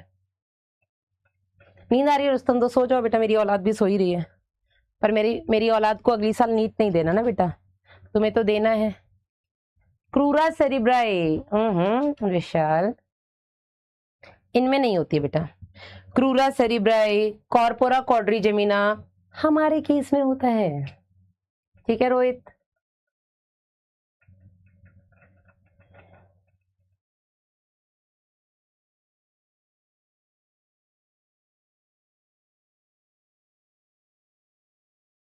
दीपक सिंह बोल रहे हैं कि मैम आज क्लास बैच ज्वाइन किया है तो पीछे की क्लास में लाइव क्लास लूं। आई वुड रिकमेंड कि लाइव तो लेते रहो, स्पेशली जूलॉजी में कल नया चैप्टर स्टार्ट होगा तो लाइव लो, बट 11 लेक्चर है जूलॉजी में, 11 लेक्चर्स का बैकलॉग बहुत ज्यादा नहीं होता है, तो आप वो भी कवर कर लो साथ साथ में, ठीक है। अब बाकी सब्जेक्ट, फिजिक्स में मैं कहूंगी पर्सनली, अगर मैं अपने एक्सपीरियंस से बात करूं, बहुत ज्यादा नहीं है मेरा फिजिक्स को लेकर के, लेकिन मैं अपने एक्सपीरियंस से बात करूं। अच्छा, एक बच्चे की 67,000 रैंक है, तो मतलब 1 लाख के अराउंड बच्चा पेपर देता है, तो मुझे नहीं पता, ठीक है, छोड़ो। तो मैं ये कहूंगी बेटा कि फिजिक्स में आप लेक्चर 1 से शुरू करो, क्योंकि जब तक बेसिक फिजिक्स नहीं आएगी ना, बेसिक मैथ्स, तब तक आगे की समझ ही नहीं आएगी। मैंने लिखाया है, क्या लिखा है? पिछले साल लिखा है, एनसीईआरटी में दिया हुआ है क्या? नहीं दिया है तो छोड़ देना। एनसीईआरटी में क्या दिया पहले जल्दी से वो पढ़ लो। कि नियंत्रण और समन्वय तंत्र मेंढक में पूर्ण विकसित होता है, इनमें अंतःस्रावी ग्रंथियां पाई जाती हैं, ठीक है, तंत्रिका तंत्र भी पाए जाते हैं। अलग अलग अंगों में आपसी समन्वय कुछ रसायनों द्वारा होता है जिन्हें हम हार्मोन्स कहते हैं। तो यहाँ पे मैंने आपको बताया ना कि अंतःस्रावी ग्रंथियां हार्मोन्स का स्राव करती हैं, ठीक है। फिर उसके बाद बेटा मैंने आपको बताया अंतःस्रावी ग्रंथियों द्वारा स्रावित होते हैं ये हार्मोन्स, ठीक है। मेन बेटा इनमें अंतःस्रावी ग्रंथियां कौन कौन सी है? पीयूष ग्रंथि हो गई, थायराइड पैराथायराइड हो गई, थाइमस पीनियल हो गई, अग्नाशय दीपिकाएं हो गई, अधिवृक्क और गोनाड्स हो गए, ठीक है ना। इसके अलावा तंत्रिका तंत्र में अगर हम बात करें तो इसमें मस्तिष्क और मेरुरज्जु मिलकर के केंद्रीय तंत्रिका तंत्र बनाते हैं। परिधि तंत्रिका तंत्र में कपाली और स्वायत्त दोनों आ जाते हैं, स्वायत्त में अनुकंपी और परानुकंपी आ जाते हैं। This is about the nervous. मस्तिष्क से बेटा 10 जोड़ी कपाली तंत्रिकाएं निकलती हैं, ठीक है। मस्तिष्क हड्डियों के निर्मित ब्रेन बॉक्स में रहता है जिसको हम कपाल कहते हैं। अग्र मस्तिष्क, मध्य मस्तिष्क और पश्च मस्तिष्क में ही विभाजित होता है। अग्र मस्तिष्क में घ्राणपालियां, जुड़वा, युग्मित प्रमस्तिष्क गोलार्ध और केवल एक अग्र मस्तिष्क पश्च पाया जाता है। मध्य मस्तिष्क में एक जोड़ी दृक्पालियां पाई जाती हैं मिड ब्रेन में, ठीक है। क्रूरा सेरिब्राई लिखा है तो वो हटा दो, अभी प्लीज हटा दो, ठीक है। पश्च मस्तिष्क में बेटा सेरिबेलम आता है और मेडुला आ जाता है। मेडुला ऑब्लोंगेटा एक बड़े से रंध्र से निकल करके मेरुदंड में स्थित मेरुरज्जु बनाता है। कशेरुक दंड और मेरुदंड एक ही चीजें हैं, कंफ्यूज मत होना, ठीक है। कशेरुक दंड बोल लो, मेरुदंड बोल लो, दोनों बोथ आर सेम, कंफ्यूज नहीं होना। कशेरुक दंड और मेरुदंड सेम होते हैं, ठीक है। चलो आगे बढ़ते हैं बेटा, बात करते हैं हम इनके संवेदी तंत्र की, ठीक है। तो इनके पास सेंसरी सिस्टम भी होता है जो हमारे पास होता है। अब हमारा सेंसरी सिस्टम तो सिलेबस से हटा दिया गया है। इनके अगर हम सेंसरी सिस्टम की बात करें, संवेदी अंग, सेंसरी ऑर्गन्स कौन कौन से होते हैं इनके पास, तो सूंघने के लिए नाक, देखने के लिए आंख, टच के लिए त्वचा, खाने के लिए जीभ, मतलब टेस्ट के लिए आप बोल सकते हो जीभ। इसके अलावा और क्या हो गया, सुनना, कान, देखना, eyes, nose, tongue and skin, ठीक है ना। तो यहाँ पे डाउट्स बेटा देख लूं, अभी देखूं बाद में देखूं, अभी देख लेती हूँ, चलो कोई बात नहीं। मैम मॉड्यूल से क्या फायदा होता है प्लीज बताइए। आरुषि सरोज, मॉड्यूल से आपको क्वेश्चंस मिल जाते हैं प्रैक्टिस करने के लिए। अगर आपके पास कोई बुक नहीं है, कोई बुक नहीं है क्वेश्चन प्रैक्टिस करने के लिए, तो आप मॉड्यूल जरूर लें। लेकिन अगर आपके पास बुक जैसे कि एनसीईआरटी है, ठीक है, सॉरी एनसीईआरटी मतलब MTG NCERT eight finger tips है, तो बेटा आप ना लें, ठीक है। 670 मार्क्स, 671 मार्क्स, 23 रैंक है, विकास वेरी गुड। एक बच्चा कुछ बोल रहा है मैम आपने हेमिस्फीयर्स लिखा है, बेटा हेमिस्फीयर्स ही होता है, एक स्फीयर के दो भाग होते हैं। एनसीईआरटी में स्फीयर लिखा है, आइडियली वो गलत है, लेकिन एनसीईआरटी में लिखा है तो हम ज्यादा कुछ नहीं बोलेंगे, पर आप उसको एनसीईआरटी में ही करेक्ट कर लो। नीट में आएगा तो आप उसको गलत नहीं कर सकते क्योंकि एनसीईआरटी में लिखा है, ठीक है। तो कहाँ लिखा है एनसीईआरटी में, एनसीईआरटी में यहाँ कहीं लिखा है प्रमस्तिष्क अर्धगोलार्ध, ठीक है। अर्धगोलार्ध इज एक्चुअल, क्योंकि गोलार्ध के दो भाग होते हैं, राइट और लेफ्ट वाला, तो इसलिए बेटा हम इसको अर्धगोलार्ध बोल देते हैं। समझे कि नहीं, समझे कि नहीं। पर एनसीईआरटी ने गोलार्ध लिखा है, आइडियली ये गलत है, आइडियली गोलार्ध गलत है, पर अगर नीट में आएगा तो आप उसको गलत नहीं करेंगे क्योंकि एनसीईआरटी में लिखा है। तो गोलार्ध आए अर्धगोलार्ध आए, आप दोनों में ही सही लगा देना। आइडियली गोलार्ध नहीं होगा, अर्धगोलार्ध होगा, ठीक है। चलो आगे बढ़ते हैं। मैं मॉड्यूल से फायदा बने। ऑल्फैक्टरी लोब्स, ऑल्फैक्टरी लोब्स बेटा आपके यहाँ पर होते हैं, हमारे पास भी होते हैं, इनके पास भी होते हैं। और ऑल्फैक्टरी लोब्स कुछ ऐसे होते हैं, अब मैं समझा रही हूँ, पढ़ना नहीं है ये सब कुछ, ठीक है। इसमें ऐसे ट्रैक्ट होते हैं और इसमें ऐसी गांठें होती हैं, ये इनको सूंघने में मदद करते हैं। हमारे अंदर भी ये सूंघने का ही काम करते हैं, इनके अंदर भी, ठीक है। बल्ब और ट्रैक्ट होते हैं। क्रूरा सेरिब्राई होता है, हमारे पुराने टीचर ने लिखा है। मनीषा होता है, ठीक है, हमारे पास भी होता है, क्रूरा सेरिब्राई होता है, कॉर्पोरा कोर्डिजेमिना होता है, ठीक है, और इनके पास भी होता है, पर एनसीईआरटी ने नहीं दिया तो मैं नहीं लिखा रही हूँ, आप उसको छोड़ दो। आप सिर्फ इतना देखो कि इनके मध्य मस्तिष्क में एक जोड़ी दृक्पालियां होती हैं, ऑप्टिक लोब्स होते हैं, जो इनको देखने में मदद करते हैं। हाइंड ब्रेन में सेरिबेलम प्रेजेंट नहीं होता है, किसने बोला अंशु। हाइंड ब्रेन में पॉन्स नहीं होता है, हाइंड ब्रेन जो इनका होता है उसमें पॉन्स नहीं होता है, सेरिबेलम होता है और मेडुला होता है, ठीक है। पैनक्रियाटिक आइलेट का क्या काम है फ्रॉग में, अंशिका यादव, जो हमारे अंदर काम है, हम भी कशेरुकी हैं, ये भी कशेरुकी हैं, इनके अंदर भी वही इंसुलिन ग्लूकेगॉन वगैरह निकलता है, हमारे अंदर भी निकलता है, ठीक है। डायनसिफ्लिन क्या होता है साक्षी, डायनसिफ्लिन इज अ स्ट्रक्चर, एक ऐसी संरचना है जिसके बेस को हम हाइपोथैलेमस और ऊपर हम एपिथैलेमस बोलते हैं, बीच में थैलेमस आता है। अब डिटेल में बेटा हमें यहाँ पर नहीं पढ़ना है,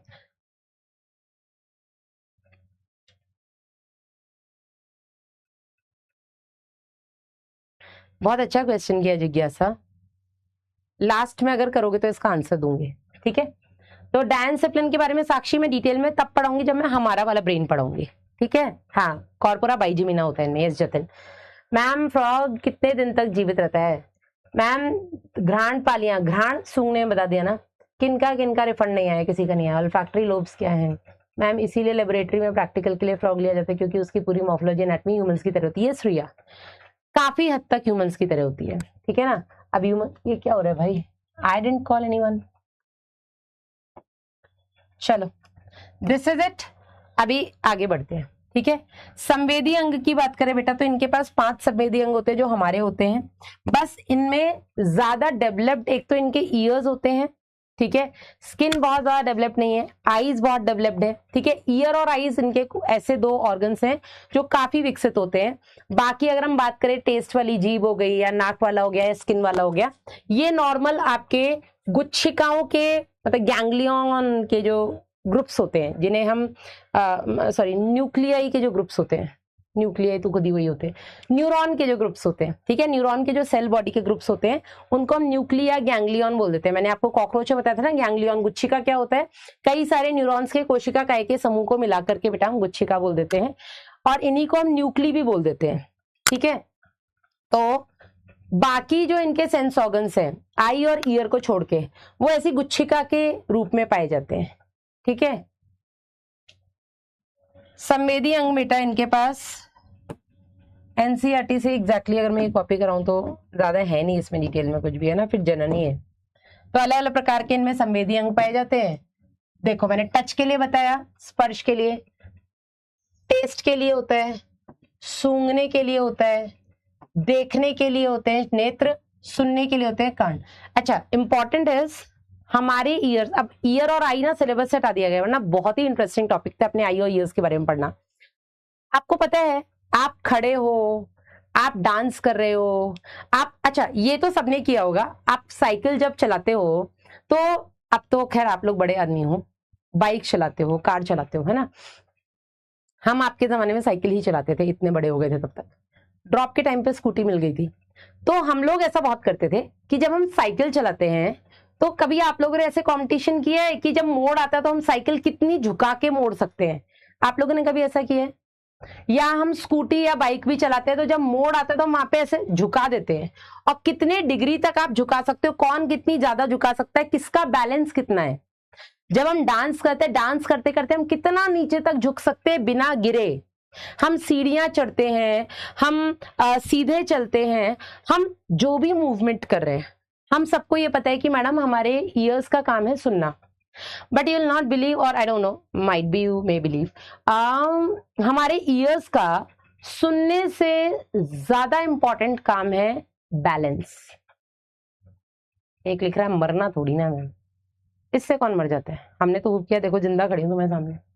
इवन हम कार भी चलाते हैं तो दोनों तरफ कार के, जैसे जब मोड़ ऐसे होते हैं बहुत, मतलब पतले रास्ते होते हैं, तो कितना कौन से साइड पे हमें कार को ले जाना है, या कार को मोड़ते टाइम हम कितने एंगल से निकालें कि टच ना कर जाए, ये सब में बेटा बैलेंसिंग रिक्वायर्ड होती है। और इस बैलेंसिंग के लिए आपके ईयर्स रिस्पॉन्सिबल होते हैं, आपके कान रिस्पॉन्सिबल होते हैं। कैन यू नो दिस, मतलब कैन यू बिलीव दिस? पता था आप लोगों को ये? अब एक बच्चा बोल रहा है कैसे मैम? वर्षा, यही तो बेटा हम आपके सिलेबस में आपको पढ़ाते थे, ईयर और आईज। बताओ एनटीए पता नहीं क्या खा के सिलेबस डिसाइड करता है नीट का। एवोल्यूशन मेरी तरफ से हटा सकता था, डाइजेशन नहीं हटाना चाहिए था, सेंसरी सिस्टम आईज और ईयर्स नहीं हटाना था, मेंढक और कॉकरोच हटा सकता था लेकिन टिश्यूज नहीं हटाना चाहिए था। पता नहीं क्या करते हैं। तो ये सब बेटा इनके पास वो होते हैं, संवेदी अंग होते हैं, ठीक है, जिनमें बेटा आंखें और इंटरनल ईयर सबसे ज्यादा विकसित होते हैं, सबसे ज्यादा ऑर्गेनाइज्ड होते हैं। बाकी के जो भी है बेटा ये केवल तंत्रिका सिरों पर कोशिकाओं के गुच्छे होते हैं। मेंढक में एक जोड़ी गोलाकार नेत्र जो मैंने आपको बताया था गड्ढों में पाए जाते हैं, बाहर को निकले होते हैं। नॉर्मल आईज होती है, जैसे कॉकरोच हमने देखा था, कंपाउंड आईज होती है ना। मैम आप स्कूटी मैं पैर से नहीं रोकती थी, ठीक है। मेंढक में बाह्य कर्ण होते नहीं है, इनका जो कर्ण पट्टे होता है वही बेटा बाहर से दिखाई देता है। और ऐसा अंग है बेटा ईयर्स जो कि सुनने के साथ साथ संतुलन का भी काम करता है। तो इसमें हमें केवल इतना ही लिखना है, ज्यादा हमें इसमें कुछ करना नहीं है। चलो बात करते हैं इनके सेंसरी ऑर्गन्स की। तो सबसे पहले तो बेटा हम देखेंगे इनके सुनने के लिए, या ऐसे सुनने के लिए ना लिखते हम ऐसे लिखते हैं कर्ण, ईयर्स।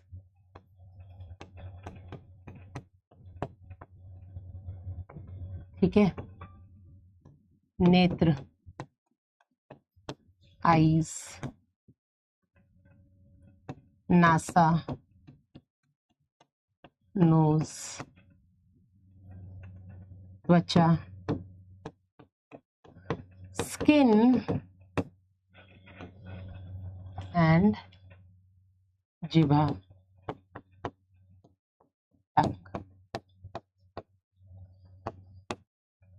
काम, नासा सूंघने के लिए,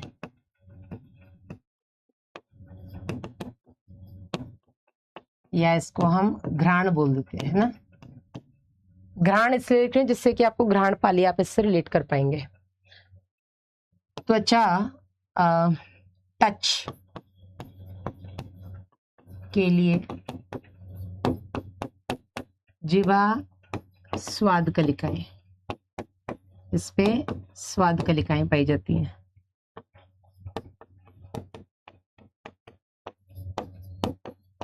टेस्ट पैपिले, ठीक है। ये तीनों ही बेटा बहुत ज्यादा विकसित इनमें नहीं होती हैं, अल्प विकसित होती है, यानी कि लेस डेवलप्ड होती हैं, और ये तीनों ही बेटा न्यूरॉन्स के कोशिका काय के समूह के रूप में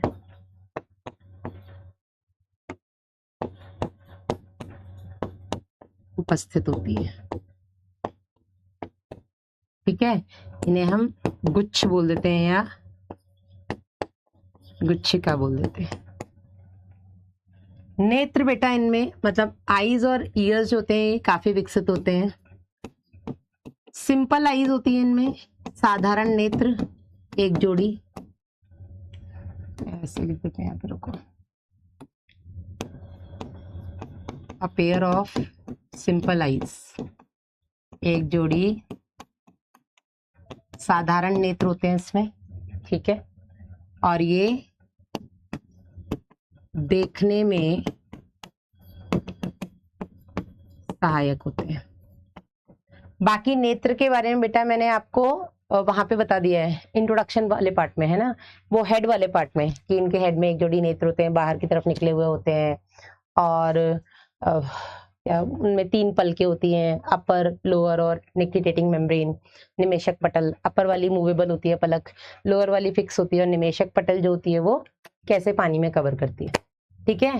एक बच्चा बार बार मुझसे पूछा मैडम घ्राण क्या होता है, बेटा मैंने घ्राण ऑब्लिक सूंघना लिखा है ना, तो घ्राण का मतलब ही सूंघना होता है, ठीक है। चलो, ईयर्स की बात करें बेटा तो इनमें बाय कर्ण नहीं पाए जाते है ना। बाय कर्ण यानी कि एक्सटर्नल ईयर, एक्सटर्नल ईयर मतलब कि ये कभी देखा है मेंढक में झुमकी लटकाने वाला पार्ट, नहीं है, पहनते ही नहीं है, इसलिए झुमकी है ही नहीं उनके पास, पिन्ना नहीं होता है इनके पास, ठीक है। इनके पास कर्णपट है जिसे हम ईयर ड्रम बोल देते हैं, ईयर ड्रम पाया जाता है, ठीक है, जो बाएं कर्ण को प्रदर्शित करता है।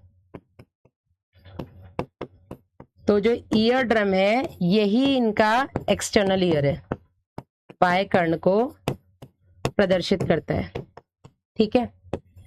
इसके अलावा इनके पास मध्य कर्ण और अंत्य कर्ण होता है, ठीक है। इनके पास मध्य कर्ण होता है, मिडिल ईयर, और इनके पास अंत्य कर्ण होता है, इंटरनल ईयर, ठीक है। इस अंत्य कर्ण के बेटा 2 काम होते हैं मेनली। एक बेटा ये हेल्प करता है इनको सुनने में सहायक होता है, और दूसरी तरफ बेटा ये जो है ये इनको संतुलन यानी कि बैलेंसिंग में हेल्प करता है, इंटरनल ईयर बैलेंसिंग में सहायक।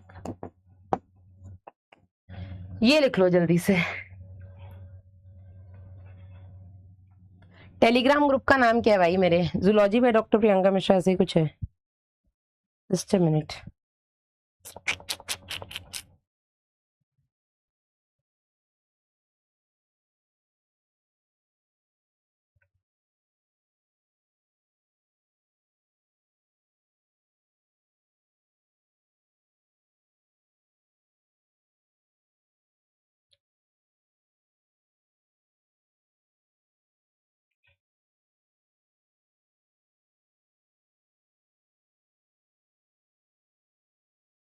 क्या देखना था मुझे? Telegram group zoology NEET Hindi by doctor Priyanka है। मैं इसका ना आपको स्कैनर देती हूँ, अगर आप कर सकते हो तो ये स्कैन कर लेना, ठीक है? अरे शिवम, धन्यवाद बेटा इतने सारे प्यार के लिए। हो जाए तो बता देना, इसके बाद इसका जनन बचेगा बस।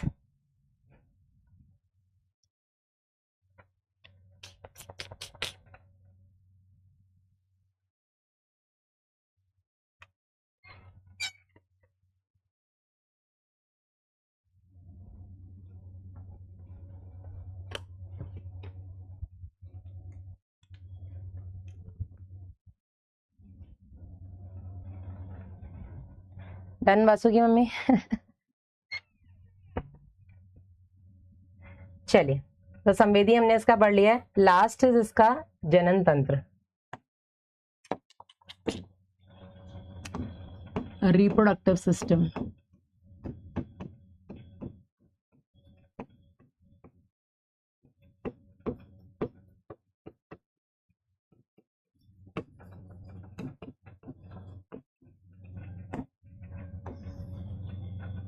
बात करें अगर हम इसके जनन तंत्र की,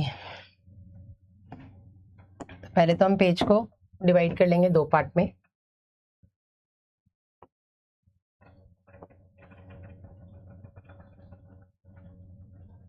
एक तरफ हेडिंग डालिएगा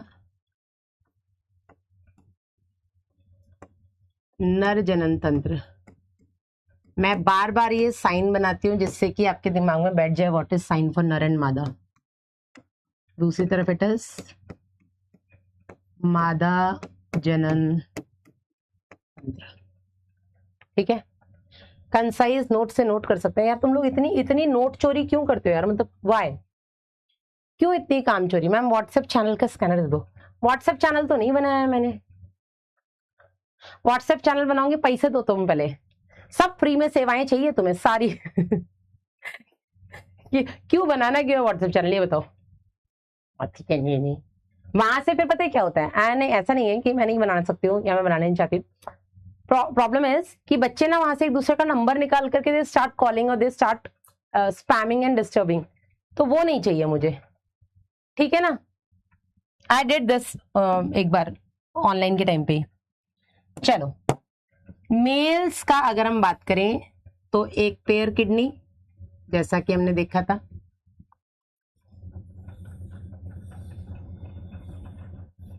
सेम के आकार की, लाल रंग की, ठीक है? इन किडनी से जुड़ी हुई होती हैं पीले रंग की आपकी ये वृषण, यानी कि टेस्टिस। ये टेस्टिस और किडनी, मतलब टेस्टिस जो होती है किडनी से बेटा एक कवरिंग के द्वारा जुड़ी होती है जिसको हम मीजोर्कियम भी बोल देते हैं। एक डबल पेरिटोनियल फोल्ड होता है जिसको हम मीजोर्कियम बोल देते हैं, ठीक है? इस किडनी से पतली पतली 10 से 12 कुछ नलिकाएं निकलती हैं जिन्हें हम वासा एफ्रेंशिया या शुक्रवाहिका नलिका बोलते हैं। 10 से 12, ठीक है? तब मैं इनके नाम लिख दूं, ये क्या हो गई, 10 से 12 शुक्रवाहिका नलिका, जिन्हें हम बोलते हैं वासा इफ्रेंशिया, ठीक है? ये हो गई बेटा टेस्टिस, वृषण,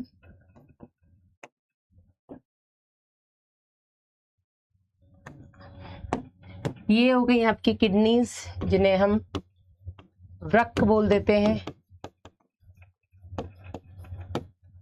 इसके अलावा बेटा इस कवरिंग को हम मीजोर्कियम बोल देते हैं, मीजोर्कियम,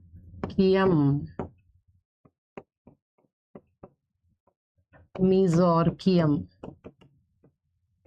ठीक है? इधर किडनी के अंदर बेटा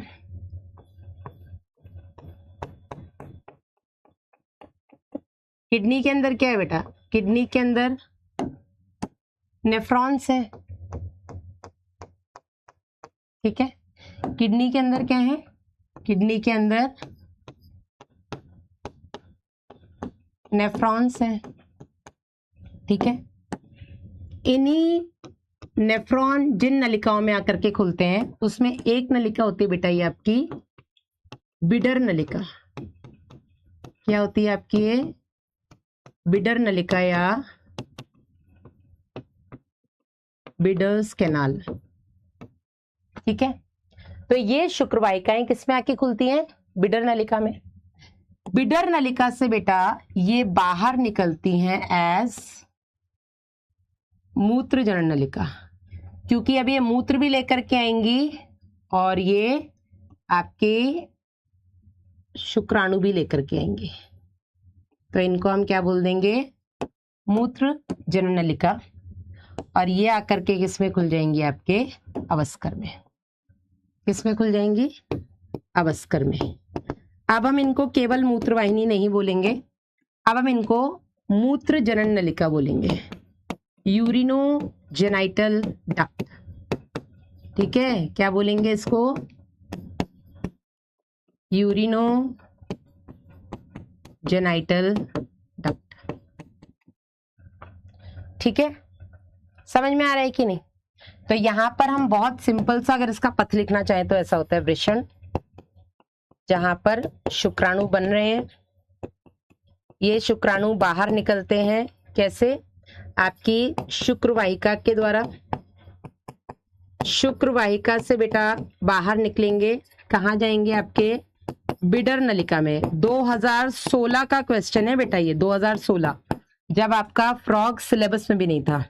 बिडर नलिका खुलती है बेटा आगे जाकर के मूत्र जनन नलिका में, यूरिनोजेनाइटल डक्ट में, जो कि आगे जाकर के बेटा अवस्कर में खुलती है और अवस्कर से बाहर निकलते हैं शुक्राणु भी और मूत्र भी।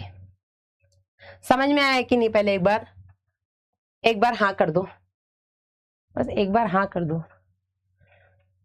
वैसे तो तेरी नाम में भी मैंने ढूंढ ली अपनी खुशी, तू जो गर हाँ कहे तो बात होगी और ही, दिल ही रखने को कभी ऊपर ऊपर से सही, कह देना हाँ, कह देना हाँ यूं ही। तो कभी अगर नहीं भी समझ में आए तो मेरा दिल रखने के लिए हाँ कर दिया करो यार। तुम ना भी बोलोगे तो मैं हाँ ही समझूंगी। वैसे तो तेरी ना में भी मैंने ढूंढ ली अपनी खुशी, तू जो अगर हाँ कहे तो बात होती और ही।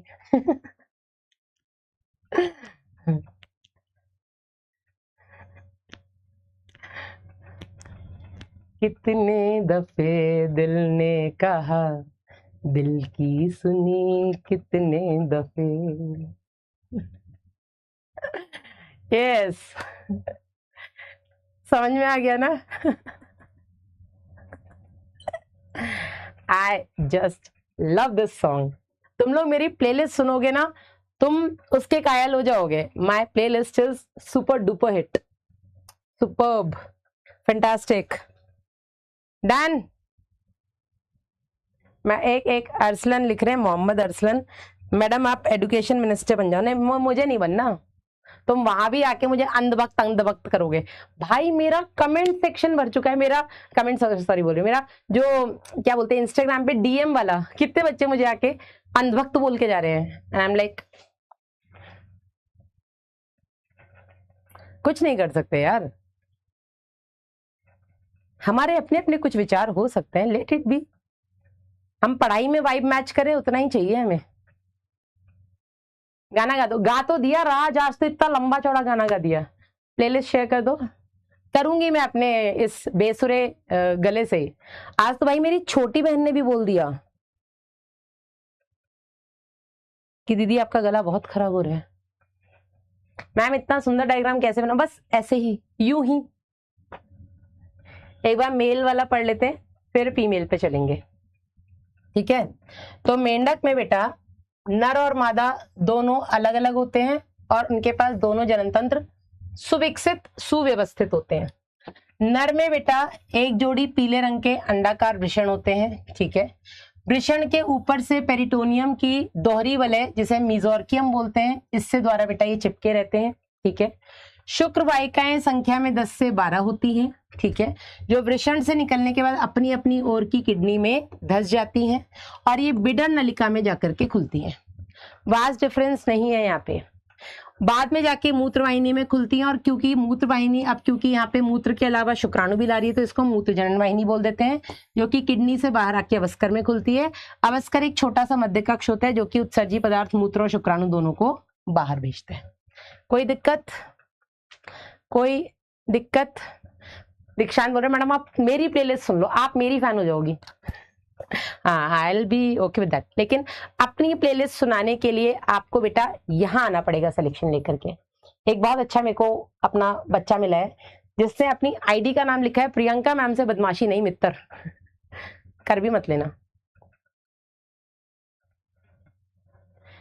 मैम ये बिडर क्या होती है बेटा? बिडर नलिका किडनी के अंदर वो नलिका जिसमें आकर के आपकी ये शुक्र वाहिकाएं खुलती हैं, उस नलिका को हम बिडर नलिका कहते हैं, ठीक है। और यहां से आपका ये पूरा, पहले तो ये पूरा पैसेज ही इंपॉर्टेंट है कि कैसे कैसे ट्रैवल होता है यहाँ पर। जैसे हमने कॉकरोच में भी देखा था, वृषण में शुक्राणु बने, वहां से बाहर निकले आपकी शुक्रवाहिका से, ठीक है। शुक्रवाहिका से जाके शुक्राशय में स्टोर होते हैं, शुक्राशय से बाहर निकलते हैं आपकी वो इजैकुलेटरी स्खलन वाहिनी के द्वारा, और स्खलन वाहिनी के वो नरजनन छिद्र से बाहर। समझे कि नहीं? ये कॉकरोच का हो गया। मेंढक का क्या हो गया? वृषण में बने, वृषण से निकले 10-12 शुक्रवाहिकाओं की मदद से बाहर, वो जाके सीधा अपनी अपनी साइड की किडनी के बिडर नलिका में खुली, बिडर नलिका से बाहर मूत्रजनन नलिका के द्वारा अवस्कर, अवस्कर से बाहर। क्लियर है? अब अब आ जाइए फीमेल। फीमेल्स का भी जरा देख लो सिस्टम कैसा क्या होता है यहाँ पे। ये वही एक जोड़ी किडनी, बीन के सेम के आकार की, लाल रंग की, कशेरुक दंड के दोनों तरफ, बॉडी में थोड़ा पीछे। इससे जुड़ी होती है बेटा ओवरीज। यहां पर टेस्टिस और किडनी फंक्शनली आपस में जुड़ी हुई हैं। फंक्शनली मतलब मिलकर के फंक्शन कर रही हैं, काम कर रही हैं। यहां पर फीमेल्स के केस में किडनीज और जो ओवरीज हैं वो फंक्शनली आपस में नहीं जुड़ी हैं, दोनों मिलकर के कोई काम नहीं कर रही हैं। दीक्षांत डन। चलो, प्लेलिस्ट देगा तो बदले में गिफ्ट भी लेकर के जाएगा।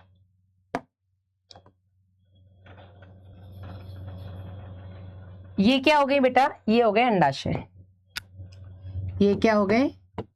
अंडाशय, जिन्हें हम बोलते हैं ओवरी। एक जोड़ी इनके पास ओवरीज।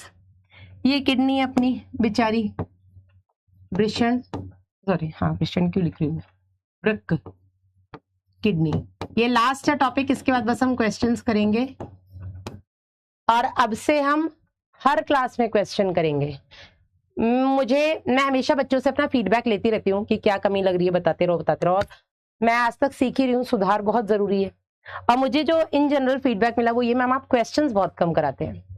तो आई विल मेक श्योर, कोशिश मेरी पूरी रहेगी, एक आध क्लास में मिस हो जाए तो मैं पहले ही एडवांस में सॉरी बोल देती हूँ, but I will make sure कि अब मैं हर क्लास में मिनिमम 5, मैक्सिमम जितने हो सकते हैं क्वेश्चन करूँ। बट 10 से ज्यादा हो भी नहीं पाएंगे, 10 क्वेश्चन में ही टाइम लग जाता है।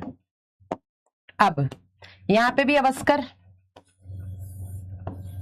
ठीक है, यहाँ पर भी अवस्कर। अवस्कर में बेटा किडनी से जो नलिका आती है, जिसे हम मूत्रवाहिनी बोलेंगे, वो तो आती ही है, लेकिन यहां पर एक और नलिका आती है जिसे हम अंडवाहिनी कहते हैं।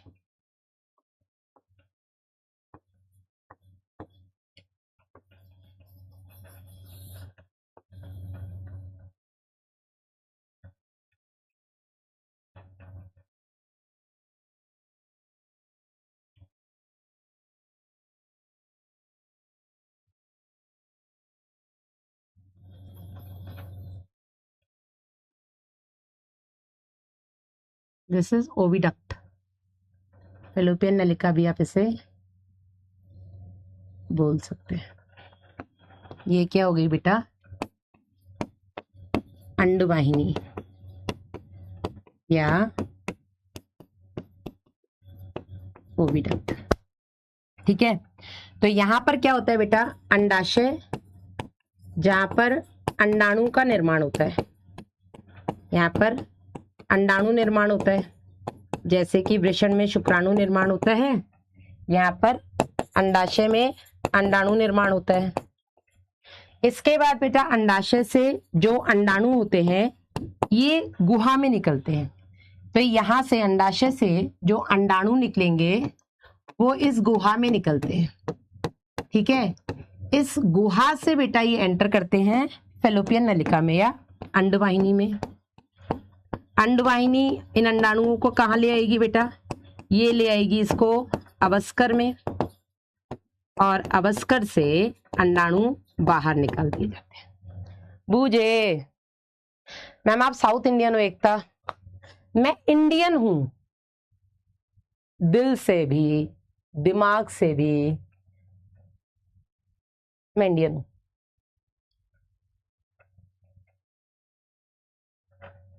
हो जाए तो बता देना। एक बच्ची बोल रही मैम मेरा दूसरा अटेम्प्ट है, पता नहीं सिलेक्शन होगा कि नहीं। तो बेटा मैं एक बात हमेशा बोलती हूँ और मैं बोलूंगी कि अगर आप कभी भी अपने क्वेश्चन में नहीं लगा देते हैं तो लिख के ले लो लैला, नहीं ही होगा वो काम। हमेशा ये ना एक रूल है यूनिवर्स का कि अगर कभी भी आपको किसी भी चीज का आप ट्राई कर रहे हैं, प्रयास कर रहे हैं, तो मेक श्योर कि उस प्रयास में अगर कभी डाउट भी आए ना तो वो कैसे होना चाहिए कि यार मेरा सिलेक्शन कैसे होगा, मैं ऐसे कर लेती हूँ, मैं ऐसे कर लेती हूँ तो पक्का हो जाएगा, हो जाएगा, हो जाएगा। मैनिफेस्टेशन एक बहुत बड़ी चीज होती है and I personally believe in that. मैं पर्सनली मैनिफेस्टेशन में बहुत बिलीव करती हूँ कि अगर मैं बोलूंगी ऐसा हो जाएगा, हो जाएगा, हो जाएगा, हो जाएगा, तो लिख के ले लो भैया, हो जाएगा। लेकिन अगर आपने बोला ऐसा नहीं हुआ तो फिर नहीं ही होगा, नहीं ही होगा। आर्यन बोल रहे हैं मैडम प्रथम सर का दूसरा चैप्टर स्टार्ट, मर जाओ जाके, तुम मर जाओ आर्यन। मैंने पहले ही बोला don't compare me with anyone और don't compare Nahata sir with me, okay please please please please please please. Comparison is never a solution and please don't compare anyone with anyone. किसी को भी किसी से मत कंपेयर करो। एंड हमारा भी तो कल शुरू हो ही जाएगा ना यार।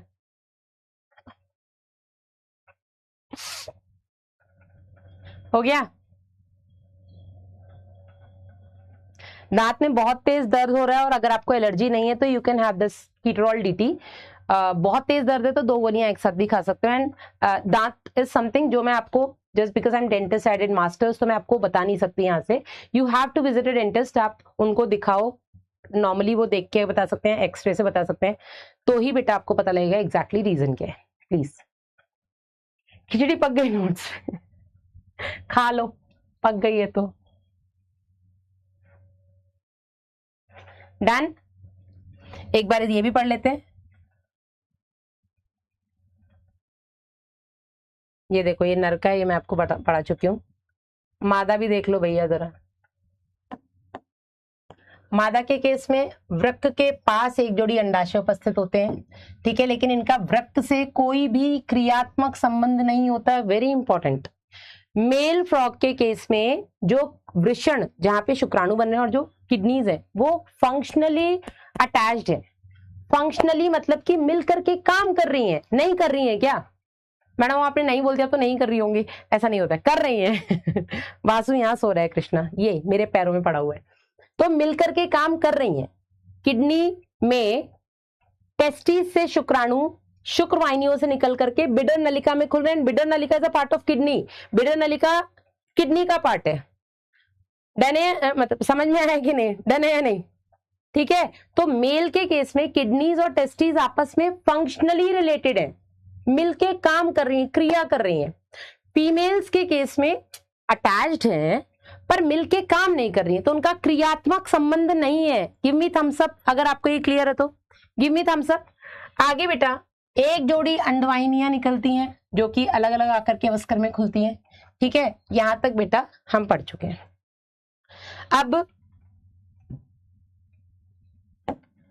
होता क्या है, कुछ इंपॉर्टेंट पॉइंट्स लिख लो। मैंने आपको बताया था मैथुनांग किस में होता है, और कहाँ होता है? चलो जल्दी से क्वेश्चन है, बता दो आंसर। मैथुनांग किस में होता है और कहाँ होता है? व्हाट इज मैथुनांग? Copulatory pad, nuptial pad, mating pad, कहाँ होता है? मेल फ्रॉग में अग्रपाद की पहली उंगली, 4 फिंगर, यस, जो हल्की सी फूली हुई होती है। और ये बेटा कब होती है? ब्रीडिंग सीजन में। ब्रीडिंग सीजन इज दैट बारिश वाला सीजन, जब इन्हें बच्चे पैदा करने डन है। तो ये बेटा जब ब्रीडिंग सीजन होता है, ब्रीडिंग सीजन में मेल फ्रॉग फीमेल के ऊपर से आकर के उस 4 फिंगर जो मैथुनांग है उससे फीमेल को प्रेस करता है। जब ये फीमेल को प्रेस करता है तो फीमेल के ये जो अंडाशय पड़े हुए हैं इस गुहा में, जैसे ही मेल फीमेल को ऐसे नीचे से प्रेस करता है, उसको ऐसे होल्ड करके जस्ट 4 फिंगर से, तो बेटा ये जो अंडाणु है ये अंडवाहिनी में चले जाते हैं। अंडवाहिनी में जाते हैं तो वहां से अवस्कर में आते हैं, अवस्कर से बाहर निकाल दिए जाते हैं। ठीक है, तो यहां पर लिखिएगा एक मादा मेंढक, फीमेल फ्रॉग जो होती है बेटा, 2500 से 3000 अंडाणु जल में मुक्त करती है। ठीक है, जो फीमेल फ्रॉग है बेटा एक बार में 2,500 से 3,000 एग्स रिलीज करती है पानी में। ठीक है, इसी के ऊपर जो मेल होता है वो शुक्राणु डाल देता है। तो निषेचन बेटा इनमें कहाँ हो रहा है? निषेचन इनमें पानी में हो रहा है, इसको हम बोलते हैं बाह्य निषेचन होता है। कॉकरोच के अंदर फर्टिलाइजेशन कहाँ हो रहा है? अंडाणु शुक्राणु कहाँ मिल रहे हैं कॉकरोच में? उसके जनन कोष्ठ में, तो इंटरनल फर्टिलाइजेशन है। यहां पर बाहर मिल रहे हैं पानी में, तो यहां पर बाह्य निषेचन होगा जिसे हम बोलते हैं एक्सटर्नल फर्टिलाइजेशन। तो फर्टिलाइजेशन इनमें पानी में होता है, एक्सटर्नल फर्टिलाइजेशन होता है। ठीक है, इनमें भी अप्रत्यक्ष परिवर्धन होता है। अप्रत्यक्ष परिवर्धन यानी कि इनडायरेक्ट डेवलपमेंट होता है, इनडायरेक्ट डेवलपमेंट होता है। और इनडायरेक्ट डेवलपमेंट मैंने आपको बताया था जिसमें बच्चा माँ बाप से अलग दिखता है। तो यहाँ पर क्या होता है बेटा? निषेचन के बाद टैडपोल लार्वा बनता है और ये टैडपोल लार्वा का कायांतरण होता है। ठीक है, मेटामॉर्फोसिस होता है, कायांतरण। और इसके लिए थायरॉक्सिन हार्मोन चाहिए, जो मैंने आपको पीछे भी बताया था। थायरॉक्सिन की उपस्थिति में ये काया बदलता है और वयस्क मेंढक में कन्वर्ट होता है या डेवलप होता है। इसको हम बोलते हैं अप्रत्यक्ष परिवर्धन। ऐसे ही हमने कॉकरोच में भी पढ़ा था, बस वहां हमने लार्वा की जगह निम्फ वर्ड का यूज किया था, अर्भक का। डन। इसके बाद बेटा एक और ये भी लिख ही लो, है ना, लार्वा इनका टेडपोल कहलाता है। तो एक परिपक्व मादा एक बार में 2,500 से 3,000 अंडे दे सकती है। इनमें 12 निषेचन होता है पानी में। ठीक है, और लार्वा जो होता है इसको टेडपोल लार्वा कहते हैं। ठीक है, ये इसका फीमेल रिप्रोडक्टिव सिस्टम। अंडाशय के कवरी को, जो अंडाशय को जो कवर करता है इसको मीजोवेरियम बोल देते हैं। जैसे यहाँ पे हमने मिजोर्कियम देखा ना, तो अंडाशय की जो कवरिंग होती है बेटा उसको मीजोवेरियम बोल देते हैं। यहाँ पे चारों तरफ इसके भी कवरिंग होती है, ये भी दोहरी वलय होती है, मतलब डबल मेम्ब्रेनस। इसको हम मीजोवेरियम बोल देते हैं, वेरियम। यहाँ पे मिजोर्कियम है, यहाँ पे मीजोवेरियम। डन। चलो, अब मेंढक का इंपॉर्टेंस क्या है? तो इनका कोई महत्व है भैया? बहुत महत्व है।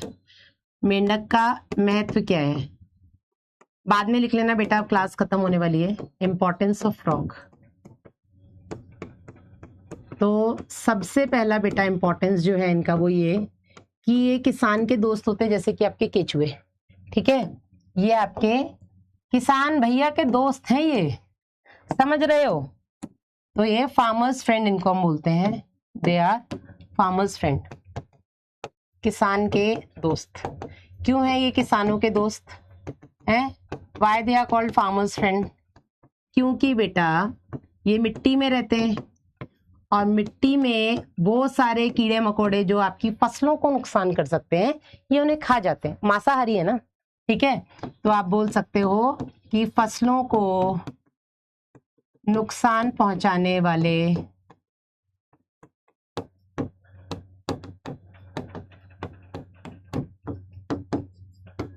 कीटों को या कीटों का भक्षण करते हैं।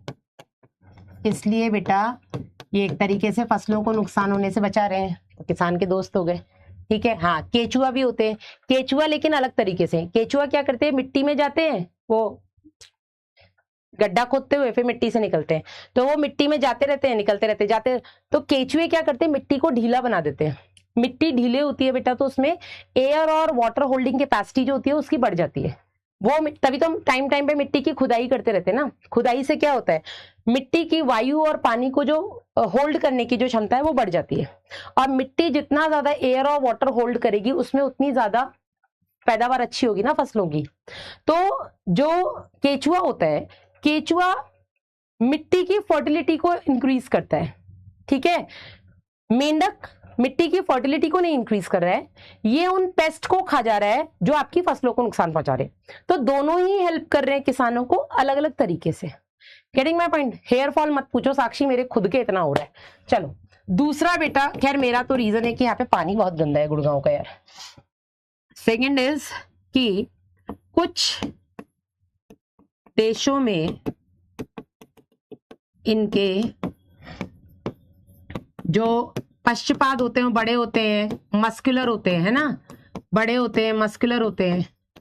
तो इनके मासल पश्चपाद यानी कि पीछे वाले पैर, जिनमें 5 उंगलियां होती हैं, जालीदार होती हैं, ठीक है। कुछ देशों में इनके मासल पश्चपाद खाए जाते हैं, तो ये ऐसे भी यूज आ रहे हैं। अब कुछ देश में बेटा चाइना ही है नंबर 1 पे, कुछ भी मिल जाए खा ले रहा है, कॉकरोच नहीं खा पा रहे वो भी। तीसरे नंबर पे बेटा इनका जो काम होता है, ये इकोलॉजिकल बैलेंस में बहुत इंपॉर्टेंट रोल प्ले करते हैं। इकोलॉजिकल बैलेंस की हिंदी तुम मुझे बताओ, तब तक मैं तुम्हें समझा देती हूँ। बहुत सारे ऐसे कीड़े मकोड़े हैं जिनको मेंढक खाता है, और बहुत सारे ऐसे बड़े जानवर हैं या जैसे सांप वगैरह जो मेंढक को खाते हैं। सोचो अगर मेंढक खत्म हो गए तो वो कीड़े मकोड़े बढ़ जाएंगे जिनको मेंढक खाता है, और वो कीड़े मकोड़े मर जाएंगे जो मेंढक को खाते हैं। वो कीड़े मकोड़े बढ़ जाएंगे, उनका काउंट इंक्रीज हो जाएगा जिनको मेंढक खाते हैं, और वो कीड़े मकोड़े मर जाएंगे जो मेंढक को खाते हैं। इसीलिए मेंढक पारिस्थितिकी संतुलन, थैंक यू सो मच बेटा, तो ये पारिस्थितिकी संतुलन, इकोलॉजिकल बैलेंस बनाए रखने के लिए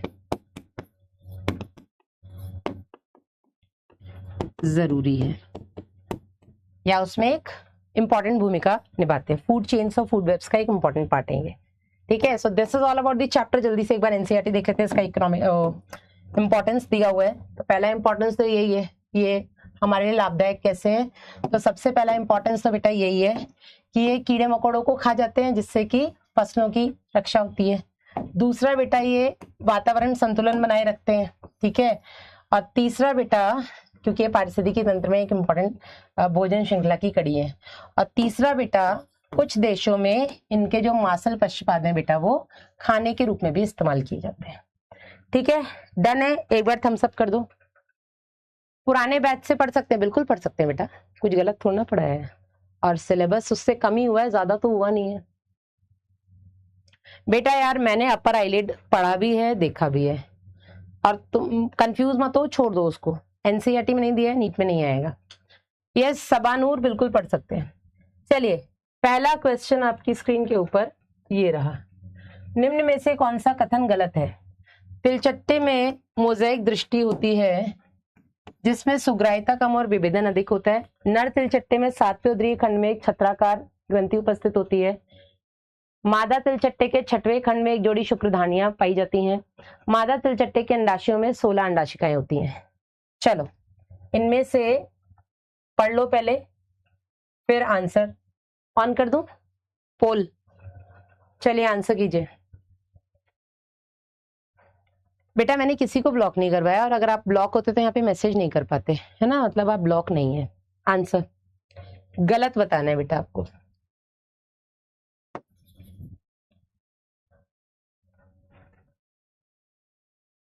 ट्वेल्थ क्लास पढ़ना है, अगर आपके पास लक्ष्य का एक्सेस है तो आप वहां से पढ़ लो बेटा।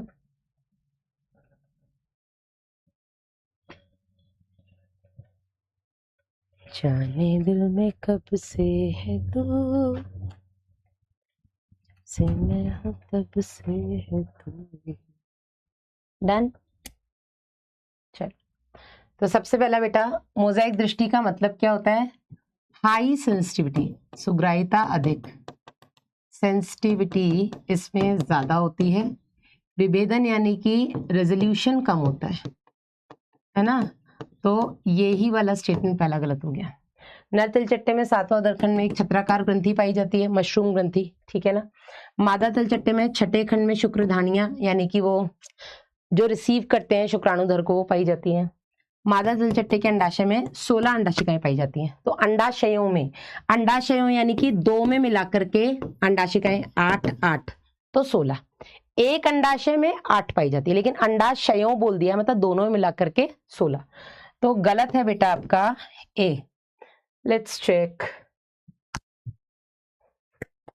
54% बच्चों का लगभग सही। Dilkesh, Nilesh and MP the heart of India. यार मैं गाना नहीं सुन, आज ही मैं सुनूंगी, एमपी में दिल हो बच्चे सा।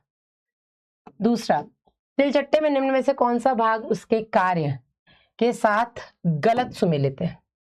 गलत सुमेलित कौन सा है? पेशनी पीसना, यकृत अंदनाल एंजाइम स्राव करती है, मैलपीगी नलिकाएं रक्त का निस्यंदन करती हैं, निस्यंदन निस्यंदन निस्यंदन यानी कि छानना, और शस्त्र जो होते हैं वो अस्थायी भंडारण करते हैं। गलत कौन सा है? कमेंट स्पीड में है।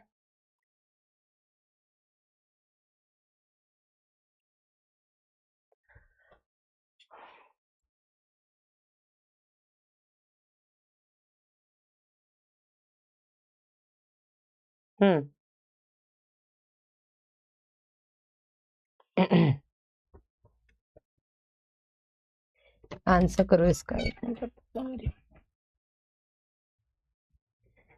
एमपी में दिल हो बच्चे सा।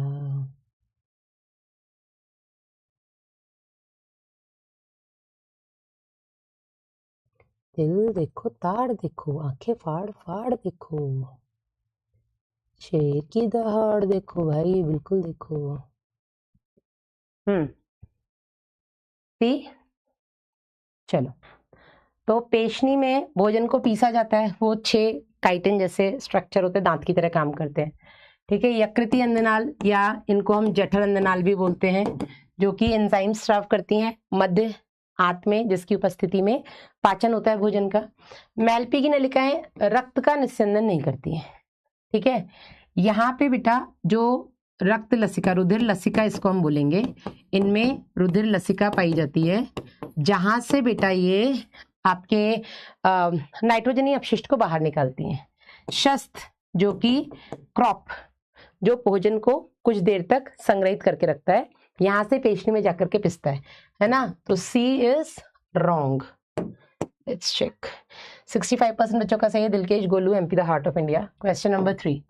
एक रोगी को अपने श्वसन मार्ग में श्लेष्मा जमा होने के कारण अचानक सांस लेने में प्रॉब्लम हो रही है। इस श्लेष्मा को बाहर निकालने के लिए मुख्य रूप से किस प्रकार की उपकला ऊतक उत्तरदायी है, और ये कहाँ पाई जाएगी? ठीक है, एक पेशेंट है जिसको सांस लेने में तकलीफ हो रही है क्योंकि उसके रेस्पिरेटरी ट्रैक्ट में म्यूकस जमा हो गया है, ठीक है। तो इसको बाहर निकालने के लिए कौन सा एपिथेलियल टिश्यू रिस्पॉन्सिबल होगा और कहां पर पाया जाएगा? यस। बारिश बंद हो गई है। आज मैंने सुबह ही मशीन लगा दी कि वाह आज तो मौसम कितना बढ़िया है, कपड़े सूख ही जाएंगे। और जैसे ही मेरे कपड़े धुले वैसे ही बारिश शुरू हो गई।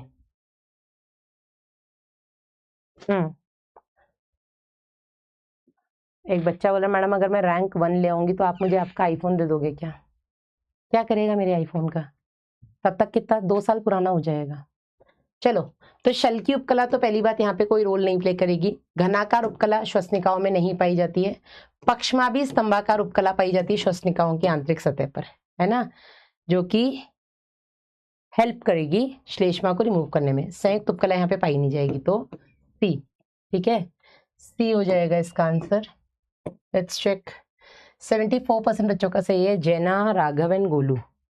क्वेश्चन नंबर 4, किस प्रकार का ऊतक अपने स्थान के साथ सही सुमेलित है? सही क्या इनमें से कौन सा मैच सही है? हाँ जी, ऊतक चिकनी पेशी, स्थान आंत की भित्ति में, एरियोलर ऊतक कंडरा में, चिकनी पेशियां नाक की नोक में, घनाकार उपकला आमाशय के अस्तर में। सही कौन सा मैच है इनमें? वासु उठो, हेलीकॉप्टर है। दिव्यांशु नहीं, उसको सोने दो।